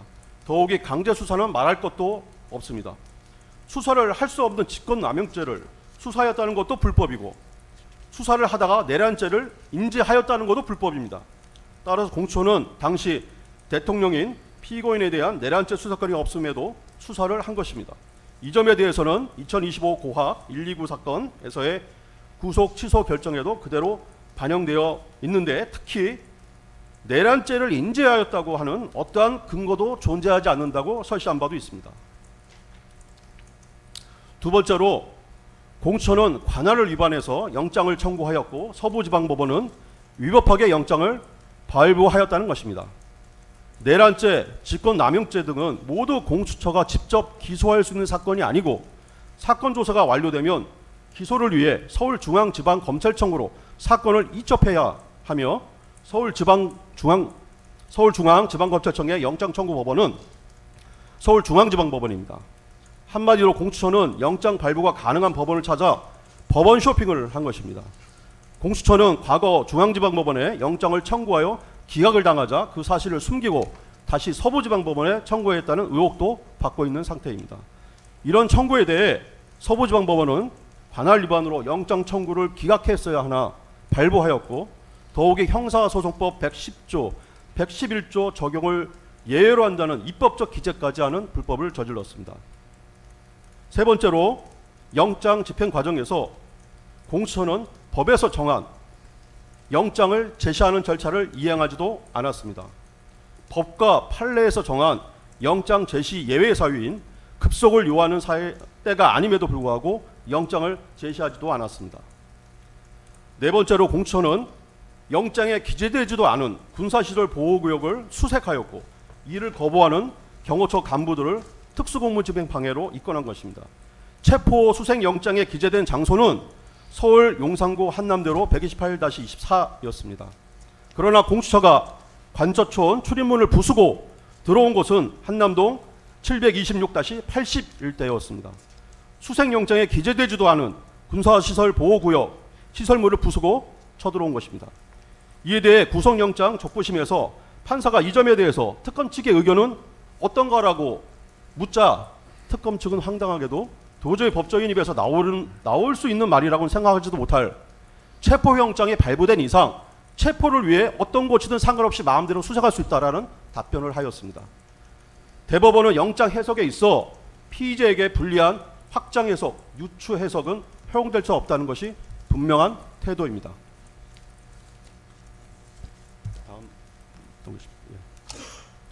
다음, 당시 공수처가 다섯째로 공수처가 위와 같은 영장에 기재되지도 않은 집원의 군사보호구역으로 문을 부수고 쳐들어오자 경호처장은 명확하고 분명하게 불승인 의사를 표명했습니다. 그럼에도 불구하고 계속 진입하였고 더욱이 군사시설 보호구역 내에서 마음대로 사진과 동영상을 촬영하였습니다. 이는 명백히 군사기지 및 군사시설 보호법의 위반이며 참고로 최근에 해병대 부대를 무단 침입해서 사진을 찍은 일반인에 대해서는 실형 1년 6개월이 선고된 바도 있습니다. 2025년 1월 15일 집행된 제2차 체포영장 집행에 대해서도 말씀드리겠습니다. 이 전 과정이 불법이었습니다. 당시 1차 체포영장에 기재된 형소법 110조, 111조 예외 조항도 없었습니다. 경호처에서 출입을 거부했음에도 3천여 명이 넘는 경찰 병력을 동원해서 관저천 담을 전기톱으로 자르는 등 위법 행위를 하면서 군사시설 보호구역으로 침입했고 그 과정에서 불법적으로 촬영하였습니다.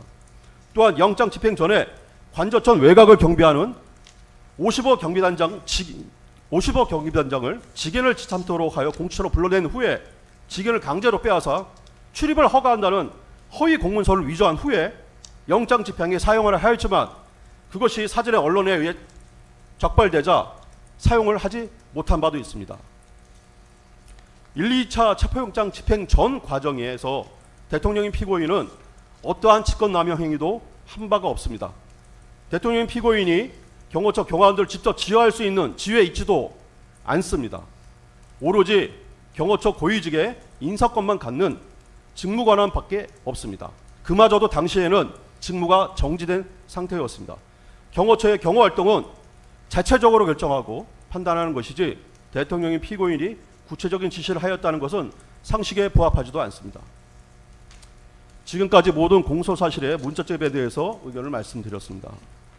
이와 더불어 아까 좀 전에 말씀드렸듯이 이 사건 기소는 공소장 1번주의에 반하는 기소입니다. 즉 내란, 다음 넘겨주십시오.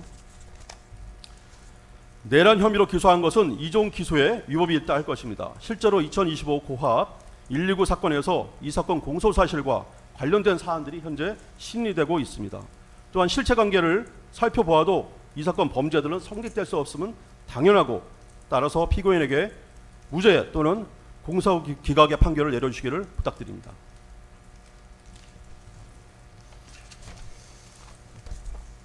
예.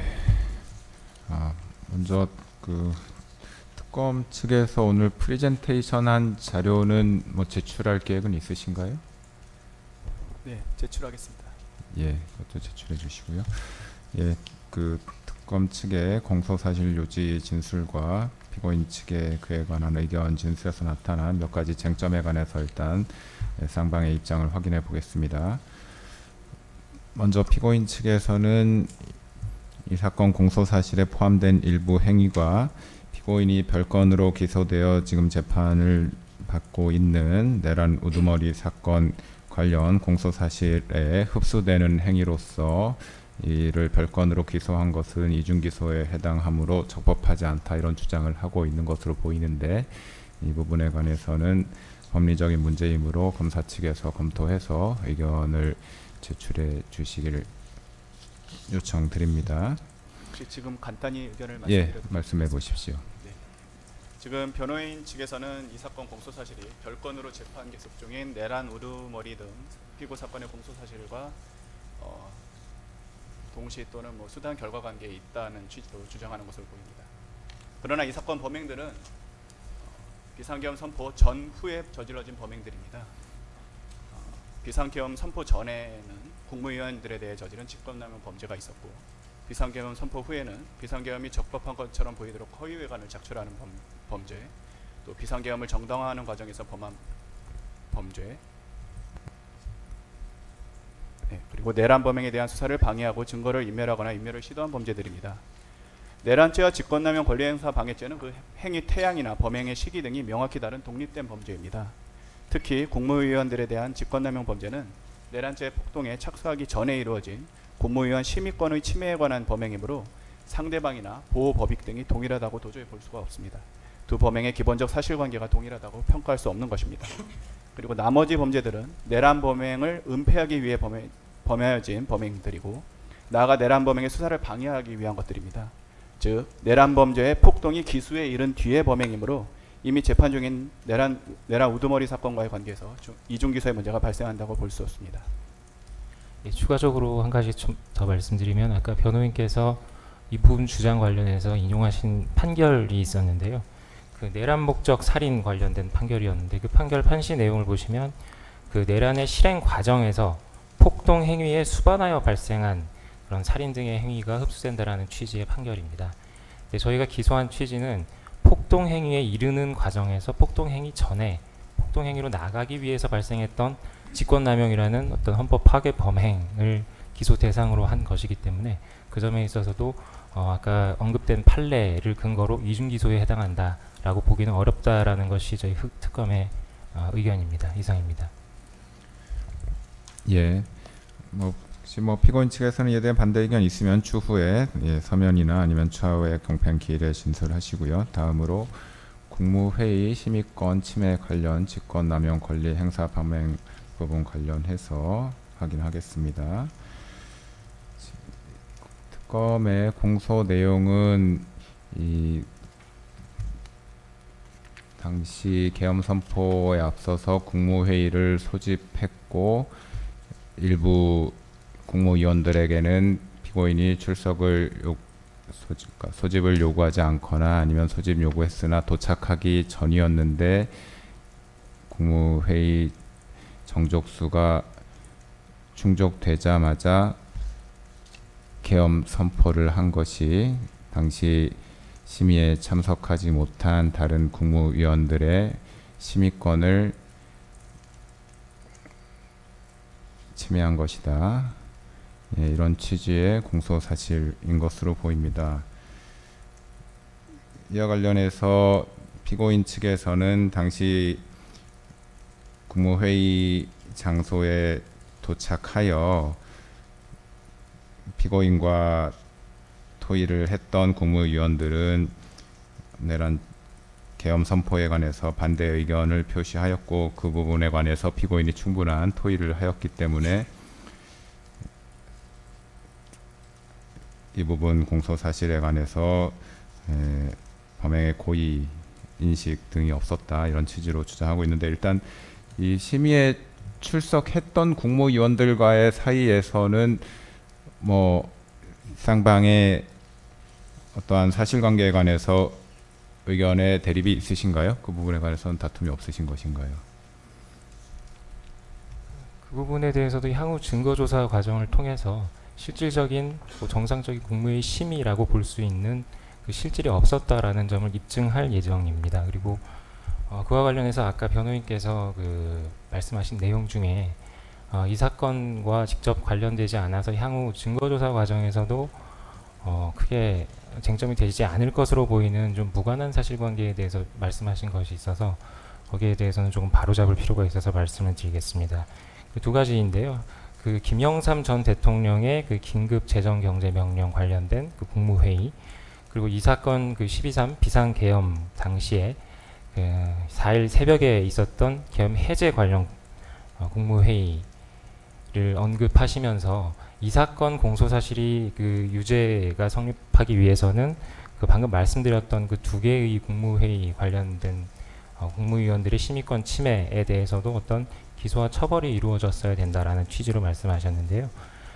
김영삼 전 대통령 사례, 그리고 이 사건 그 계엄 해제 당시 국무회의에서는 그 어떤 국무회의 참석 대상자들에 대한 임의적인 선별 내지는 임의적인 지정이라는 것이 없었던 정상적인 소집 통보가 있었습니다. 특히 이 사건 해제 국무회의 관련해서는 그 평상시에 국무회의 소집 통보 절차에 그 간이한 방식으로 이용되는 어떤 국무위원들 모두가 참여하고 있는 그 단체 그 대화방 등을 이용해서 정상적인 소집 통보 절차가 이루어졌습니다. 따라서 어떤 국무위원이 참석할 권리를 제한했다라고 볼 수 있는 그 사안이 아니고요. 그 실제로 그 각 국무위원들의 사정에 따라서 참석 여부가 결정이 되는 것이고, 일부 국무위원들이 참석하지 않았다라고 해서 이 사건과 동일한 맥락에서 볼 수는 없습니다. 따라서 이 사건과는 무관하고요. 그 점 미리 바로 잡아드리고요. 나머지 국무회의 심의권 침해, 그 직권남용의 고의 관련해서는 이 증거조사를 통해서 저희가 입증할 부분이기 때문에 향후 의견서 제출 그리고 증거조사 과정에서 충분히 주장 입증하도록 하겠습니다. 이상입니다. 예, 다음으로 비상계엄 선포 절차의 하자 은폐를 위한 범행 관련 부분에 관해서 확인하겠습니다. 먼저 그 강희구 부속실장이 작성하였다는 비상계엄 선포 문건이 변호인 측에서 제시하면서 말씀하신 표지에 해당하는 문서다. 이 부분에 관한 특검의 의견은 어떻습니까? 구체적으로 강희구 실장이 작성했던 문건은 표지가 맞고요. 다만 그 표지와 한덕수 총리가 가지고 있었던 계엄 선포 당시에 배포된 계엄 선포문이 결합돼서 하나의 그 헌법상의 사후 부서문 또는 그 대통령의 국법상 행위를 문서로 해야 한다고 할 때 그 문서로 완성되었다라는 것이 저희 그 공소사실 취지이고요. 그런 취지에서 변호인 측에서 말씀하신 의견에 대해서는 동의하기 어렵습니다. 그러면 그 사후에 폐기했다라고 할 때 그 폐기된 문건은 변호인 측에서 얘기한 표지와 그 내용에 해당하는 선포문이 결합된 문서, 그 통합된 문서를 폐기하였다는 것인가요? 맞습니다. 그 표지와 함께 결합돼서 완성된 전체적인 사후 부서문이 폐기되었다라는 취지가 공소사실 공소 제기 취지입니다. 그리고 피고인 변호인 측에서는 이 당시 강희구 실장이 작성해서 부서 받은 문서가 그 전에 한덕수 총리가 폐기 지시를 했기 때문에 그 자체로 문서로 국법상 문서로서의 성격을 잃어버린 것이기 때문에 나중에 물질적으로 그 문서를 파쇄한 행위는 범행에 해당하지 않는다라는 취지로 주장을 하셨는데 맞습니까? 예, 근데 그 한덕수 총리의 지시만으로 그 국법상 문서로서의 성격이 없어진다는 근거가 무엇인가요? 피고인 대통령이 지시한 것이 아니고 한덕수 총리의 지시로 했다, 그게 성격이 그렇게 된다는 근거가 무엇인가요?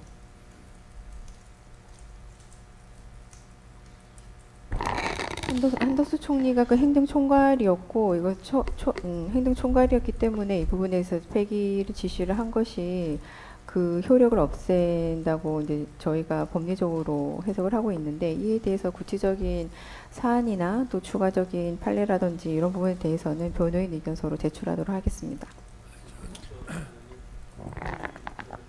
그거는 제가 12월 7일에 서명을 받으러 왔길래 이 사후 부서 문서라고 해도 이거는 국방부에서 담당자가 작성해서 장관, 총리, 대통령 이렇게 올려야지 부속실장인 자네가 이걸 왜 하느냐라고 제가 좀 나무랐는데, 일단 그냥 갖고만 있겠다 이렇게 했기 때문에 저는 한덕수 총리가 그렇게 얘기를 하면 저한테는 물어보지 않아도 당연히 동의할 거라고 생각하고 그래 하지 않았나 하고 생각이 됩니다.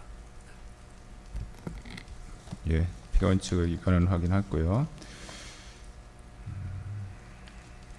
다음으로 그 방금 말씀드린 그 비상계엄 선포 문건을 강의구 부속실장이 그 사무실에 보관하였다라는 행위가 행사에 해당하지 않는다라는 취지로 피고인 측에서는 주장을 하고 있는데, 그 부분에 관한 특검 측 의견은 어떻습니까? 그 공문서의 보관이나 비치만으로도 행사가 될 수 있는 경우가 있다라는 것은 그 확립된 판결 예이고요.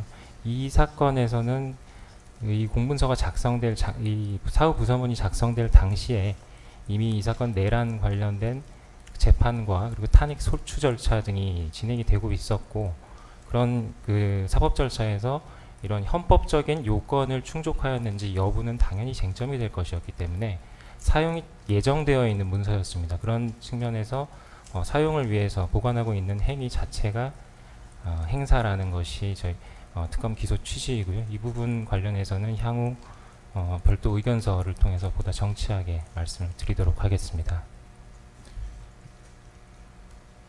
한 가지 추가로 말씀드리면요. 계엄 직후에 벌써 사전에 그 부서가 없었다는 것은 널리 알려진 사실입니다. 따라서 12월 7일이나 8일에 마치 사전에 부서가 있었던 것처럼 그런 허위 외관을 작출할 어떤 이유도 필요도 없었던 점을 먼저 꼭 말씀드리겠습니다. 예, 다음으로 외신 공보 관련 직권남용 권리행사 방해 공소사실 관련해서 확인하겠습니다. 예, 피고인 측에서는 이 외신 공보를 담당한 대변인의 역할이 대통령의 입장을 보조하여, 대통령의 직무집행을 보조하여 공보라는 사실행위만 담당하는 지위에 있기 때문에 그에 대해서 어떠한 대통령의 지시가 있었고 공보관이 보도를 하였다 하더라도 직권을 남용하였거나 권리행사가 방해된 것이 아니라는 취지로 주장을 하는 것으로 보입니다. 맞습니까?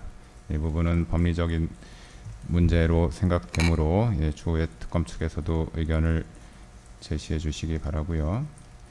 그리고 그 공보 내용에 관해서 허위 사실이 있다라는 것이 이제 특검 측의 기소 내용이고, 피고인 측은 이에 관해서 허위 사실이 아니다라는 취지로 다투고 있는데, 그 내용에 관해서는 피고인이 별건으로 기소된 내란 우두머리 사건 2025과 129호 사건에서 다투어지고 있는 쟁점으로 보이는데 맞습니까? 예, 맞습니다. 이 부분과 관련해서 말씀을 좀 드리겠습니다. 말씀하신 대로 내란 우두머리 등 사건의 쟁점과 이 부분 공소사실의 쟁점이 겹치기 때문에 이 사건 재판에서 어느 범위까지 증인 신문이 이루어져야 하는지가 이 사건 신속한 재판의 관건이라고 생각을 하고요.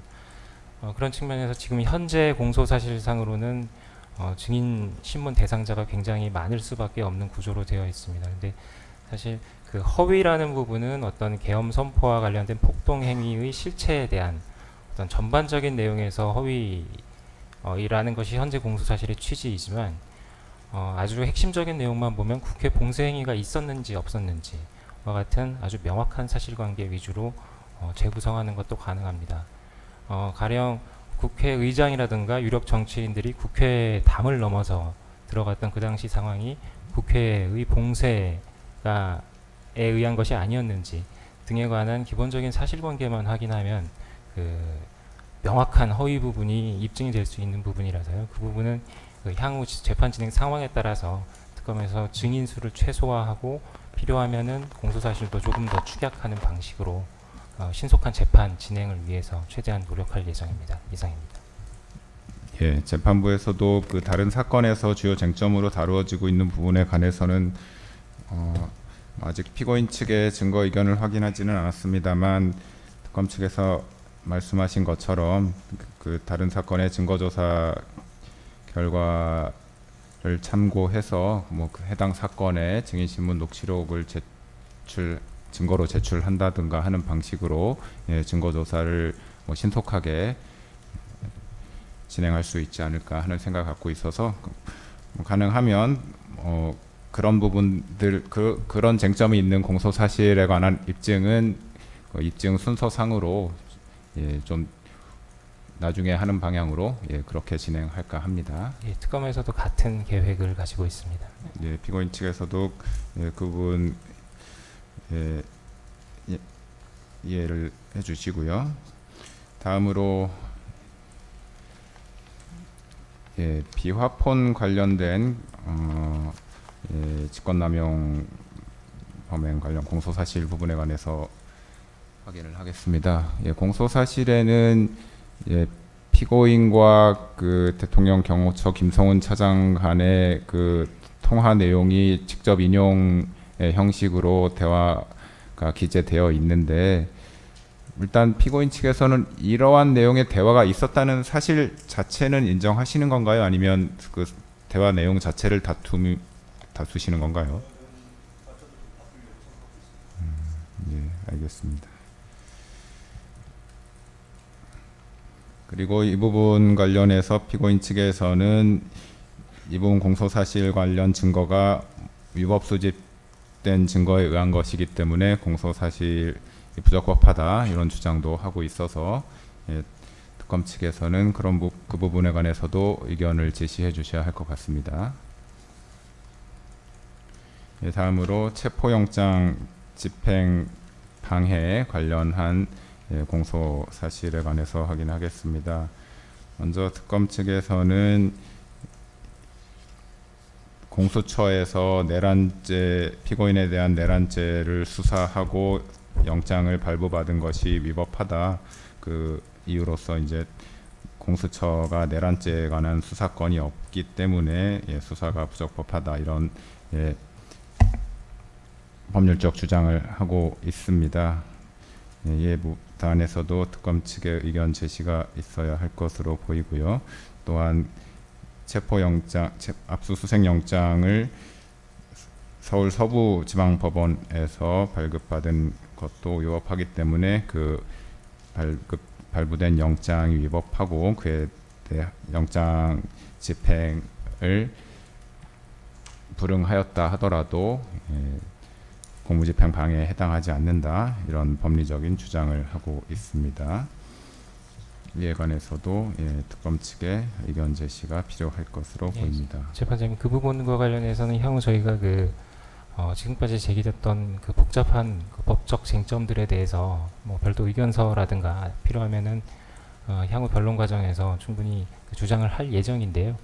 오늘 공개되는 재판이기 때문에 저희 기본적인 그 취지에 대해서는 간단히 말씀을 드리겠습니다. 특히나 오늘 말씀드렸듯이 공개되는 재판이기 때문에 좀 쉬운 말로 말씀을 드리겠습니다.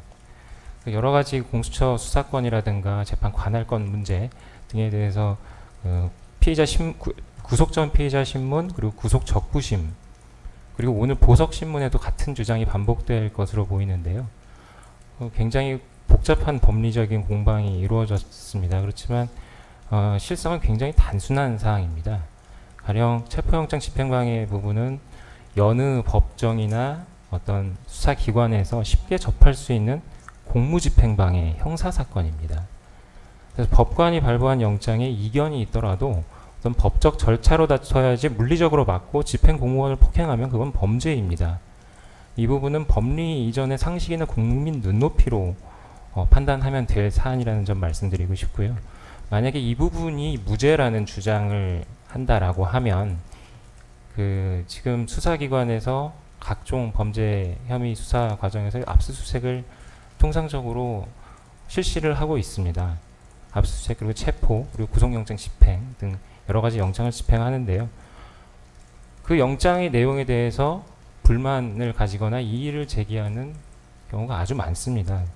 근데 어떤 영장의 내용에 대해서 불만이 있는 어떤 국민 누구나 집행 담당 공무원을 폭행하는 행위가 무죄다라는 결론이 과연 국민 눈높이에 맞는 것인가? 어떤 복잡한 법리를 설명드리기에 앞서서 그런 상식적인 측면에서 판단을 하면 될 문제라고 생각을 하고요. 그리고 이 부분은 어떤 공수처의 수사권이라든가 영장의 그 유효성, 적법성을 따지기에 앞서 또 과연 국가기관인 경호처를 동원해서 할 수 있는 일인가? 어떤 경호 대상자의 생명, 신체에 대한 위해를 막기 위한 그런 조직, 국가기관입니다. 경호처는. 그런 경호처를 동원해서 어떤 생명, 신체에 대한 위해라고 볼 수 없는 영장의 집행은 적법한 국가 그 사법 형사 사법 작용의 일환입니다. 그런 법 집행을 막는 그런 행위를 경호의 범위라고 볼 수 있는가? 그리고 경호의 범위를 넘는 행위를 경호관들에게 시킨 것은 범죄가 아닌가라는 것이 저희 특검의 기본적인 시각이고요. 이 점에 대해서는 뭐 법원에서도 각종 그 영장 관련 재판이라든가 이 사건 구속 관련된 재판 과정에서 무려 8회에 거쳐서 변호인에 의해서 동일한 주장이 있었고요. 저 서부지방법원뿐만이 아니라 이 법원, 그 중앙지방법원에서도 3회에 걸쳐서 변호인의 그와 같은 주장에 대해서 받아들이지 않는 취지로 판단한 바가 있습니다. 그래서 그 개략적인 의견을 그렇게 말씀드렸고요. 그리고 이와 관련해서 말씀드린 김에 아까 그 변호인께서 말씀하신 내용 중에 좀 특검이 볼 때는 허위다라고 보이는 부분이 있어서 말씀을 드리면 어떤 그 55 경비단장이었나요? 그 경호 책임자의 어떤 그 동의서를 위조했다라고 주장을 하셨는데 이 부분은 저희가 향후 증거조사 과정에서 충분히 그 사실이 그러니까 그 주장이 허위라는 점을 말씀을 드리겠지만 그 부분은 지금 오늘 또 공개되는 재판이고 해서 사실관계 특검이 파악하고 있는 사실관계와 다르다라는 점도 우선 말씀을 드리겠습니다. 기타 상세한 법리적인 주장은 향후 의견서 등을 통해서 다시 말씀을 드리도록 하겠습니다. 이상입니다. 한 가지만 추가로 말씀드리겠습니다. 예. 그 부분에 대해서 2024년 12월 3일 비상계엄을 선포하고 그 후에 이루어진 피해자에 대한 공수처의 그 1, 2차 체포영장 집행 그리고 구속 등 일련의 수사 과정에 대한 적법 여부에 대한 판단이 25년 3월 7일 날 있었던 이 법원의 구속 취소 결정이라고 생각합니다. 그리고 그 법원의 판단은 그 일련의 과정이 적법하지 않았다는 것입니다. 그리고 그 과정을 처음부터 끝까지 지켜보고 왔던 우리 변호인들은 앞으로도 그에 대한 법원의 평가가 결코 바뀌지 않을 것이라고 확신합니다. 따라서 이 범죄 사실 역시 성립될 수 없다고 생각합니다. 재판장님 추가적으로 예. 말씀하셨으니까 저희도 동일한 시간으로 잠깐만 짧게 답변 좀 드리겠습니다. 일단 법원에서 발부된 영장이 있다면 별도의 적법적인 법원에 의한 또 법에서 정한 절차에 따라서 이의를 제기해야 하는 것이지 영장 집행 과정에서 그렇게 실질적으로 자력부재 형식으로 그렇게 해서는 안 된다라는 취지의 특검 측 주장에 대해서 잠깐만 말씀을 드리면요. 영장만 발부되면 저도 좀 이해하기 쉽게 공개된 재판이기 때문에 말씀드리겠습니다. 그 영장만 발부되면 어느 사람의 집이든 수색할 수 있다는 겁니다. 체포영장이 발부되면. 그러면은 만약에 저와 상관없는 체포영장이 기재되지도 않은 장소에서 갑자기 문을 부수고 쳐들어왔는데 어느 누가 거기서 방어를 안 하겠습니까? 그것도 용인은 해야 된다는 겁니까? 그렇게 말하는 검사님의 집에도 쳐들어가도 되겠습니까? 그러면은 법에는 절차가 있는 것이고 체포영장에 기재된 곳에서 체포를 하고 수색을 해야 됩니다. 전혀 엉뚱한 곳에서 수색을 하고 군사시설 보호구역을 침입을 하고 한 행위가 어떻게 그 적법하다고 말씀드릴 수 있겠습니다. 더군다나 해당 지역은 군사시설 보호구역입니다. 그러면은 체포영장이 발부됐다면 어느 부대든 군사보안지역이든 마음대로 들어갈 수 있다는 것이고, 그 들어가는 수사기관을 막는 행위에 대해서는 모두 불법하다는 것이 특검의 논리인데 그건 말이 되지 않습니다. 이상입니다. 네, 그 변호인이 방금 말씀하신 그 부분 관련해서 확인하겠습니다. 변호인 측 주장은 그 체포 수색 영장에 기재된 번지는 대통령 거주하는 관저 건물 자체만을 말하는 것이기 때문에 그 해당 장소의 일정문에서부터 관저에 이르기까지의 통로 부분에서 수색하거나 영장을 집행한 것은 적법하지 않다, 이렇게 주장하고 있는 것이 맞으신 거죠? 예, 그 부분에 관한 특검 측 의견은 어떻습니까? 어떤 형사소송법상 군사 보호 시설에 대한 어떤 그 제한이 있는 그런 수색 행위는 하지 않았다라는 것이 특검 입장이고요. 뭐 체포영장 집행 대상자의 발견을 위한 어떤 체포영장에 부수된 행위가 있었던 상황이기 때문에 변호인 주장에 동의하기 어렵다라는 입장이고요. 그 부분에 대해서도 법리적인 주장을 조금 더 상세하게 별도 의견서로 제출하도록 하겠습니다. 최 반장님. 이제 참고로 좀 말씀드리면은 그 특검이 공수처가 제2차 체포 집행 영장 집행을 위해서 사전에 국방부와 경찰 등의 협조 공문을 보냈을 때는 대략적 지번이 10개로 표시되어 있었습니다. 그러니까 수색을 하고 체포를 하기 위한 모든 지번이 다 표시되어 있는 내용으로 협조를 보냈습니다. 그렇지만 정작 영장 발부는 달랑 이 대통령 관저가 있는 128-24번지만 받고 나머지 지번은 전혀 발부받지도 않은 상태에서 나머지 지번에서 수색을 개시한 것입니다. 그 특검의 그 증거 목록을 추후에 제가 말씀을 드리겠는데, 증거 목록에 의하더라도 그런 내용들이 상세히 기재되어 있습니다. 예. 지금까지 정리한 쟁점 관련해서 추가로 의견이 있으시면 추후에 의견서로 제출하시거나 추후 공판 기일에 진술하여 주시기 바랍니다.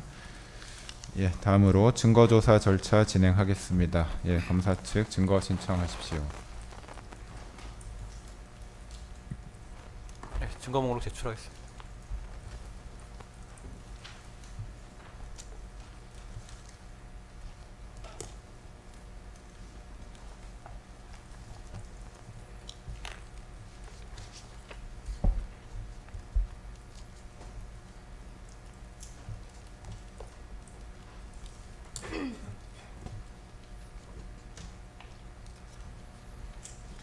예, 검사 측 신청 증거에 관한 피고인 측의 의견을 진술하시기 바랍니다.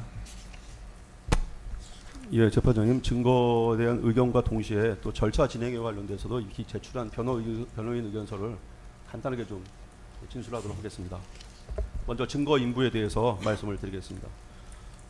피고인은 다음과 같이 증거 목록 중에 일부 증거에 대해서만 의견을 좀 게시하겠습니다. 먼저 검찰 사건 번호 2025 형제 3호 사건의 증거 기록에 대해서 말씀을 드리겠습니다. 피고인이 날이나 피의자 신문조서와 진술서에 대해서는 동의를 하고, 공동 피고인인 박홍준, 김성훈, 이광호, 김신, 이진아에 대한 피의자 신문조서에 대해서는 내용을 부인하겠습니다. 증거 순번 327번의 이광호의 진술서에 대해서는 동의하고 입증 취지는 부인하겠습니다. 그 자세한 내용은 그 제출한 의견서 각 표에 기재된 내용과 같습니다. 두 번째로 증거로 제출된 채증 영상 및 그 동영상 캡처 사진, 그리고 일반 사진, 그 다음에 외부에서 군사시설 보호구역 내 시설물들에 대해서 촬영한 사진 또는 동영상 촬영 증거는 군사기지 및 군사시설 보호법 제9조 제1항 제1호 4호를 위반한 것으로 위법하게 수집된 증거로서 재판에서 증거로 사용될 수 없다는 점을 말씀드립니다. 압수물 목록 순번 1번, 20번, 증거 목록 순번 14에서 509번까지 그 내용이 해당됩니다. 그 다음에 세 번째로 위법하게 수집된 증거를 제시하면서 작성된 참고인 진술 조서에 대해서도 말씀드리겠습니다. 수사기관은 참고인들에 대한 진술 조서를 작성함에 있어서 위법하게 수집된 증거, 즉 군사기밀보호법, 군사기지보호법 위반 등을 통해서 찍은 사진, 영상 등을 제시하면서 진술을 받았는데, 이는 위법하게 수집된 증거에 근거한 진술 조서로서 증거 능력이 부정되어야 할 것입니다. 이에 대해서는 추후에 증인신문이나 의견서를 통해서 각 개별적으로 참고인에 대한 증인신문이 이루어지는 과정에서 다시 자세히 밝히도록 하겠습니다. 세 번째로, 증거로 제출된 자료 중에서 대통령 경호처의 비아폰 통화 목록 및 비아폰 사진 촬영 등에 대한 자료는 특검의 압수물 목록에 군사기밀 상급 비밀로 기재하고 있듯이 또한 대통령 기록물에 해당되는 것이어서 적법 절차에 따른 열람 등사가 원래는 이루어져야 합니다. 그런데 경호처에서 아무런 권한 없이 이를 임의로 제출하고 수사기관은 이를 불법적으로 사본 제작해서 촬영하였습니다. 이에 대해서는 이미 피고인 측은 경호처와 수사기관에 대해서 검찰에 고발을 해서 고발 사건이 수사 중에 있습니다. 경호처 지휘부와 수사기관은 군사기밀보호법 제13조 제1항, 대통령 기록물 등에 관한 법률 제30조 2항, 제14조 등을 위반하여 증거를 수집했습니다. 따라서 해당 증거들도 위법하게 수집된 증거로서 재판에서 증거로 사용될 수 없다는 점을 밝힙니다. 압수물 목록 31번, 39번, 40번, 41번, 42번이 이에 해당되고 증거 목록 335번 내지 337번이 이에 해당됩니다.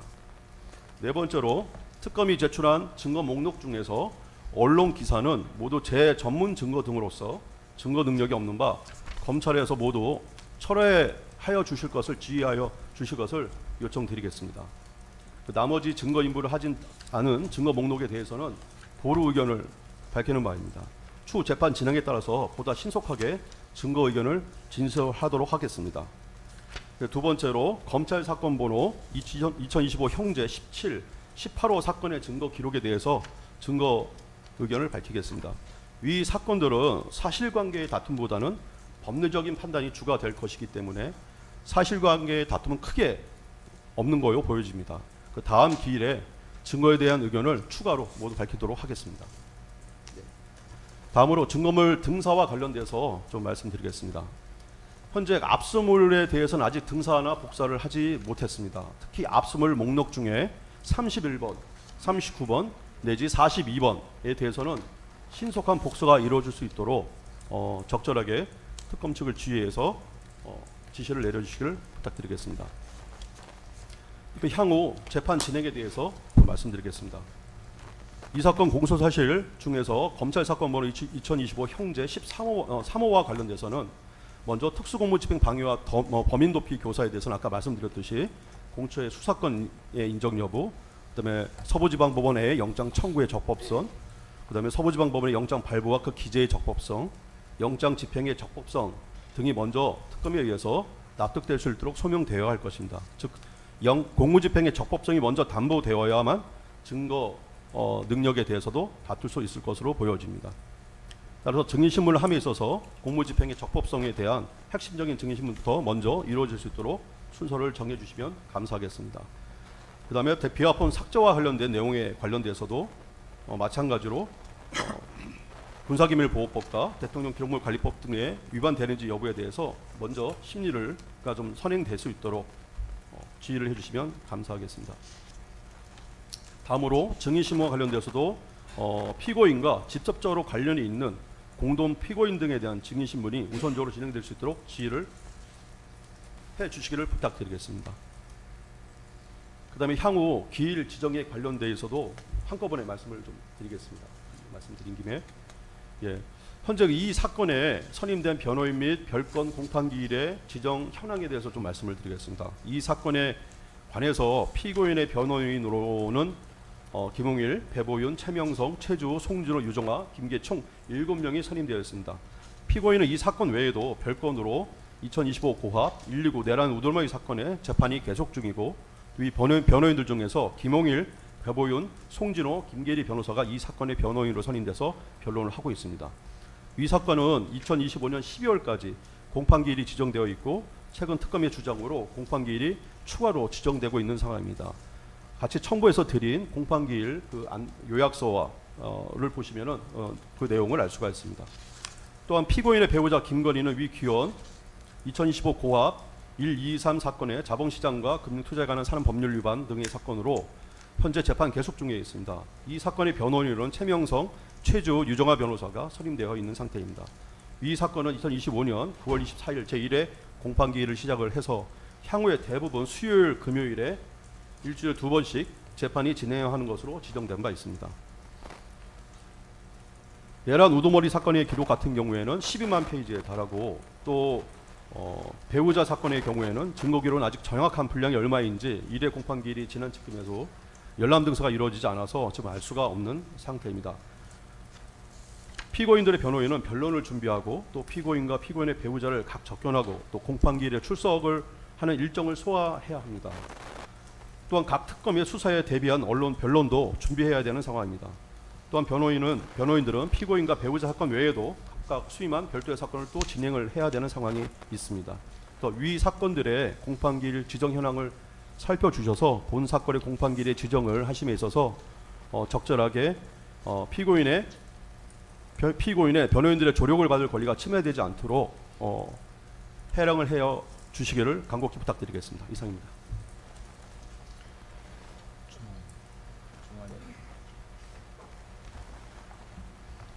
다 저한테 주셨는데 감사합니다.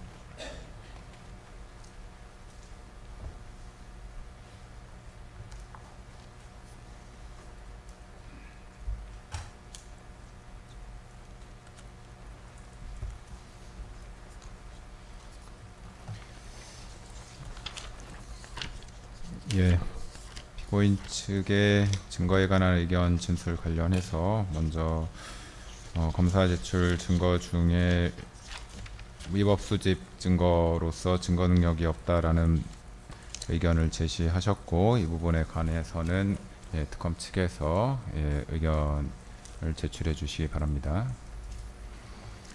그리고 증거물 등 복사가 아직 다 이루어지지 않았다는 말씀을 하셨는데 이 부분은 어떻습니까?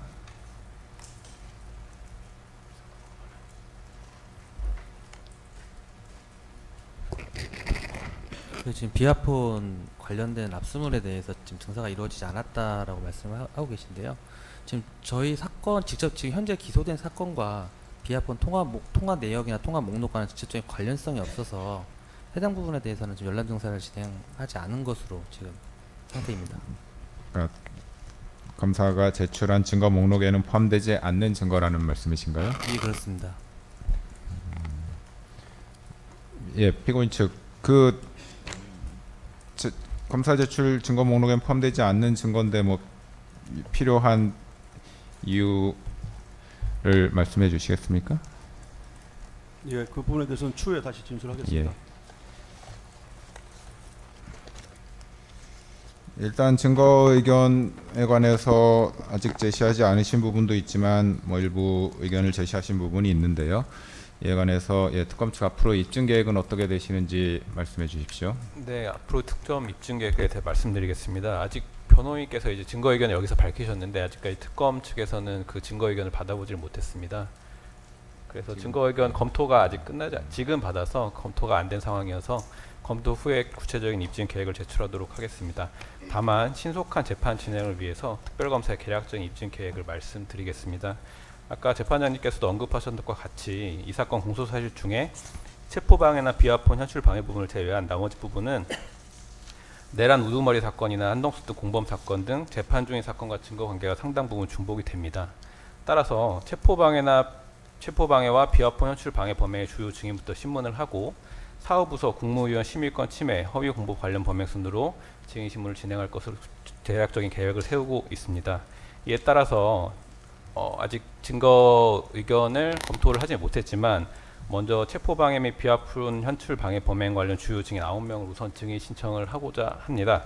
그래서 다음 기일부터 곧바로 증인 신문이 진행될 수 있도록 해주시면 감사하겠습니다. 그리고 아까 말씀드렸던 증거 의견 말씀해 주신 부분 중에서 언론 보도 출력물의 경우 저희가 이제 그 보도 내용의 진실성을 입증하기 위한 증거 서류가 아니라 해당 일시에 특별검사가 증거로 신청한 언론 보도가 있었다는 사실을 입증하기 위한 증거물인 서면으로 독자적인 증거 가치가 있다고 판단해서 증거로 신청한 것입니다. 재전문 진술 증거가 아니니까 그 언론 보도 내용 자체의 진실성을 입증하고자 하는 것이 아니라 피고인의 범행 동기나 경과 또는 결과 사실로서 언제 그와 같은 언론 보도가 있었다는 사실을 입증하고자 하는 것이므로 그 서면 제시 및 내용 고지의 방법으로 서증 조사를 진행하려고 합니다. 그리고 아까 이제 재판 진행에 관해서도 말씀해 주셨는데 다들 잘 아시다시피 그 특검법 제11조 제1항은 특별검사가 공소 제기한 사건의 재판은 다른 재판에 우선하여 신속히 하여야 하며 그 판결의 선고는 제1심에서는 공소 제기일로부터 6개월 이내에 하여야 한다고 규정을 하고 있습니다. 과거 박근혜 이명박 전 대통령에 대한 형사재판에서도 집중심리가 진행된 것으로 알고 있고 이 사건에서도 사안의 중대성이나 증거량 등을 고려할 때 집중심리가 필요하다고 생각이 됩니다. 따라서 신속한 공판 진행을 위해서 물론 다른 별건 재판이 있지만 최소한 주 1회 이상의 집중심리를 진행하여 주실 것을 요청을 드리고 특별검사는 이제 실체 진실 발견이나 신속한 재판 진행에 최대한 협조할 예정입니다. 이상입니다. 예, 우선 앞으로의 입증 계획과 관련해서 피고인 측에서 의견 제시하신 부분도 그 체포방해나 비아폰 관련 범행에 해당하는 부분인 것으로 보이고 이에 관해서 특검 측에서는 그 부분 주요 증인 9명에 대해서 먼저 신청하고 신문을 하겠다고 밝히셨고요. 일단 신속한 재판 진행을 위해서 그 부분 입증부터 증거조사부터 진행해 나가도록 하겠습니다. 앞으로의 재판 기일에 관해서 설명드리겠습니다. 피고인 측에서는 그 다른 사건들과의 중복으로 인한 공판 준비 어려움을 말씀을 하셨는데 저희 법정 사정이나 저희 재판부 재판 일정 상으로도 그 부분을 다 받아들이기는 좀 어려운 부분이 있습니다. 이 재판은 특검 측에서도 말씀하신 바와 같이 다른 재판에 우선해서 신속하게 처리하여 1심 재판을 6개월 안에 마무리하도록 법에 정해져 있는 사안이어서 저희 재판부에서도 주 1회 이상 재판을 진행하려고 계획하고 있고 주된 재판 기일은 금요일이 될 것으로 보입니다. 금요일과 그리고 추가로 주 1회 넘어서 주 2회를 하게 되면 추가로 화요일에도 재판을 하려고 합니다. 그리고 장소와 관련해서도 저희 법원 그 사정상 이 대법정 또는 중법정을 사용해야 되는데 그 재판 법정 사용 일정과 관련해서도 어려움이 있어서 그렇게밖에 기일을 지정할 수 없는 점을 양해하여 주시기 바랍니다. 앞으로의 재판 기일을 말씀드리겠습니다. 다음 기일은 10월 10일 오전 10시 15분에 이 법정에서 진행하겠습니다. 그 다음 기일은 10월 17일 금요일 마찬가지로 10시 15분에 이 대법정에서 진행하겠습니다. 제4회 기일은 10월 21일 화요일 10시 15분에 서간 311호 중법정에서 진행하겠습니다. 제5회 기일은 10월 31일 금요일 10시 15분에 이 서간 417호 대법정에서 진행하겠습니다. 제6회 기일은 11월 4일 화요일 10시 15분에 서간 311호 중법정에서 진행하겠습니다. 제7회 기일은 11월 7일 금요일 10시 15분에 이 서간 417호 대법정에서 진행하겠습니다. 제8회 기일은 11월 14일 금요일 10시 15분에 이 서간 417호 대법정에서 진행하겠습니다. 제9회 기일은 11월 18일 화요일 10시 15분에 서간 311호 중법정에서 진행하겠습니다. 제10회 기일은 11월 21일 금요일 10시 15분에 서간 417호 이 대법정에서 진행하겠습니다. 제11회 기일은 11월 28일 금요일 10시 15분에 서간 417호 이 대법정에서 진행하겠습니다. 제12회 기일은 12월 2일 화요일 10시 15분에 서간 311호 중법정에서 진행하겠습니다. 제13회 기일은 12월 12일 금요일 10시 15분에 서간 417호 이 대법정에서 진행하겠습니다. 제14회 기일은 12월 16일 화요일 10시 15분에 서간 312로 중법정에서 진행하겠습니다. 제15회 기일은 12월 19일 금요일 10시 15분에 이 서간 417호 대법정에서 진행하겠습니다. 우선 여기까지만 기일을 말씀드리겠습니다. 12월 12일은 129호 사건 기일이 있는 것으로 알고 있습니다. 12월 12일이. 대법정에서요.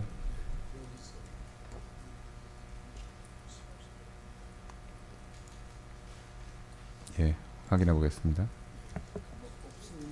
있으면 좀 한번 피해 주시고.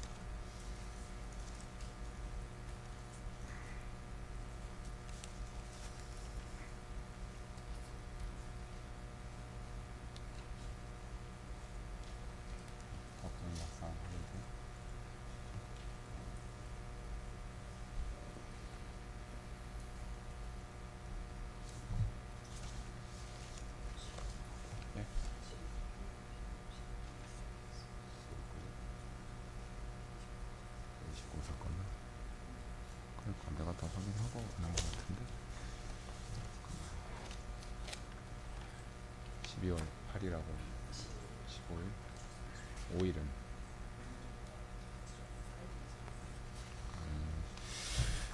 예, 저희가 확인하기로는 12월 12일은 그 사건이 지정이 안 되어 있는 걸로 있는데 맞습니까? 전번에 추가 기일을 몇 개 잡으려고 12일도 얘기가 나와서.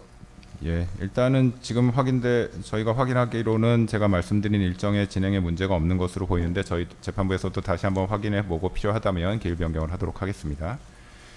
네, 말씀드린 일정에 따라서 다음 기일은 10월 10일 금요일 10시 15분에 이 대법정에서 진행하는데요. 예, 검사 측 가능하면 첫 증인을 그날 신문하려고 하는데 증인 누구를 신청하시겠습니까? 예, 지금 증인 신청서 9명에 대한 것을 제출하겠습니다. 예.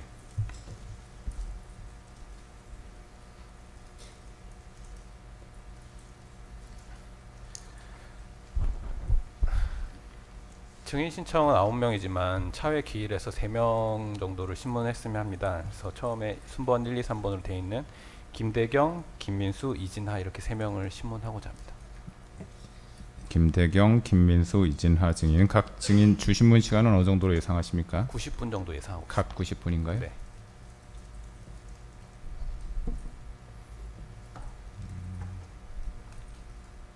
예, 그러면 주신문만 해야 될 것으로 보이네요. 다음 기일에는. 예. 혹시나 예정보다 주신문이 일찍 종료가 되면 일부 증인에 대해서는 반대 신문을 할 수도 있을 것으로 보이니 피고인 측에서는 일단 준비는 해 오시기 바라고요. 예, 알겠습니다. 예. 그러면 오전에 김대경 증인, 오후 2시에 김민수 증인, 오후 3시 30분경에 이진하 증인 이렇게 소환하면 되겠습니까? 네, 알겠습니다. 주신문만 하고 반대 신문을 그러면 예, 그러니까 주신문 마친 증인을 반대 신문이 있을지 없을지도 모르는데 계속 법정에 대기하라고 하기도 좀 곤란한데 주신문만 다음 기일에는 진행하는 그러면 예. 2명으로 하고 반대 신문까지 마치는 게 반대 신문 어느 정도 예상하시나요? 지금 지금 말씀 검찰에서 요구한 시간의 1.5배 정도 필요할 것 같습니다. 꼭 3명, 그러니까 주신문만 하고 그 다음 기일에 반대 신문하는 게 조금 증인들한테도 부담이 될 것 같아서 아예 증인 2명으로 수를 2명으로 예, 2명으로 하시죠. 네네. 예, 그러면은 김대경 증인을 오전에 소환해서 주신문 및 반대 신문이 혹시나 오후까지 되면 진행하고요. 다음으로 김민수 증인을 그럼 오후 3시경에 소환하도록 하겠습니다. 예. 예, 그러면 예, 오늘 재판은 여기까지 하고 예, 증인 신문은 다음 기일에 말씀드린 바와 같이 10월 10일 금요일 10시 15분에 예, 속행하겠습니다. 마치겠습니다.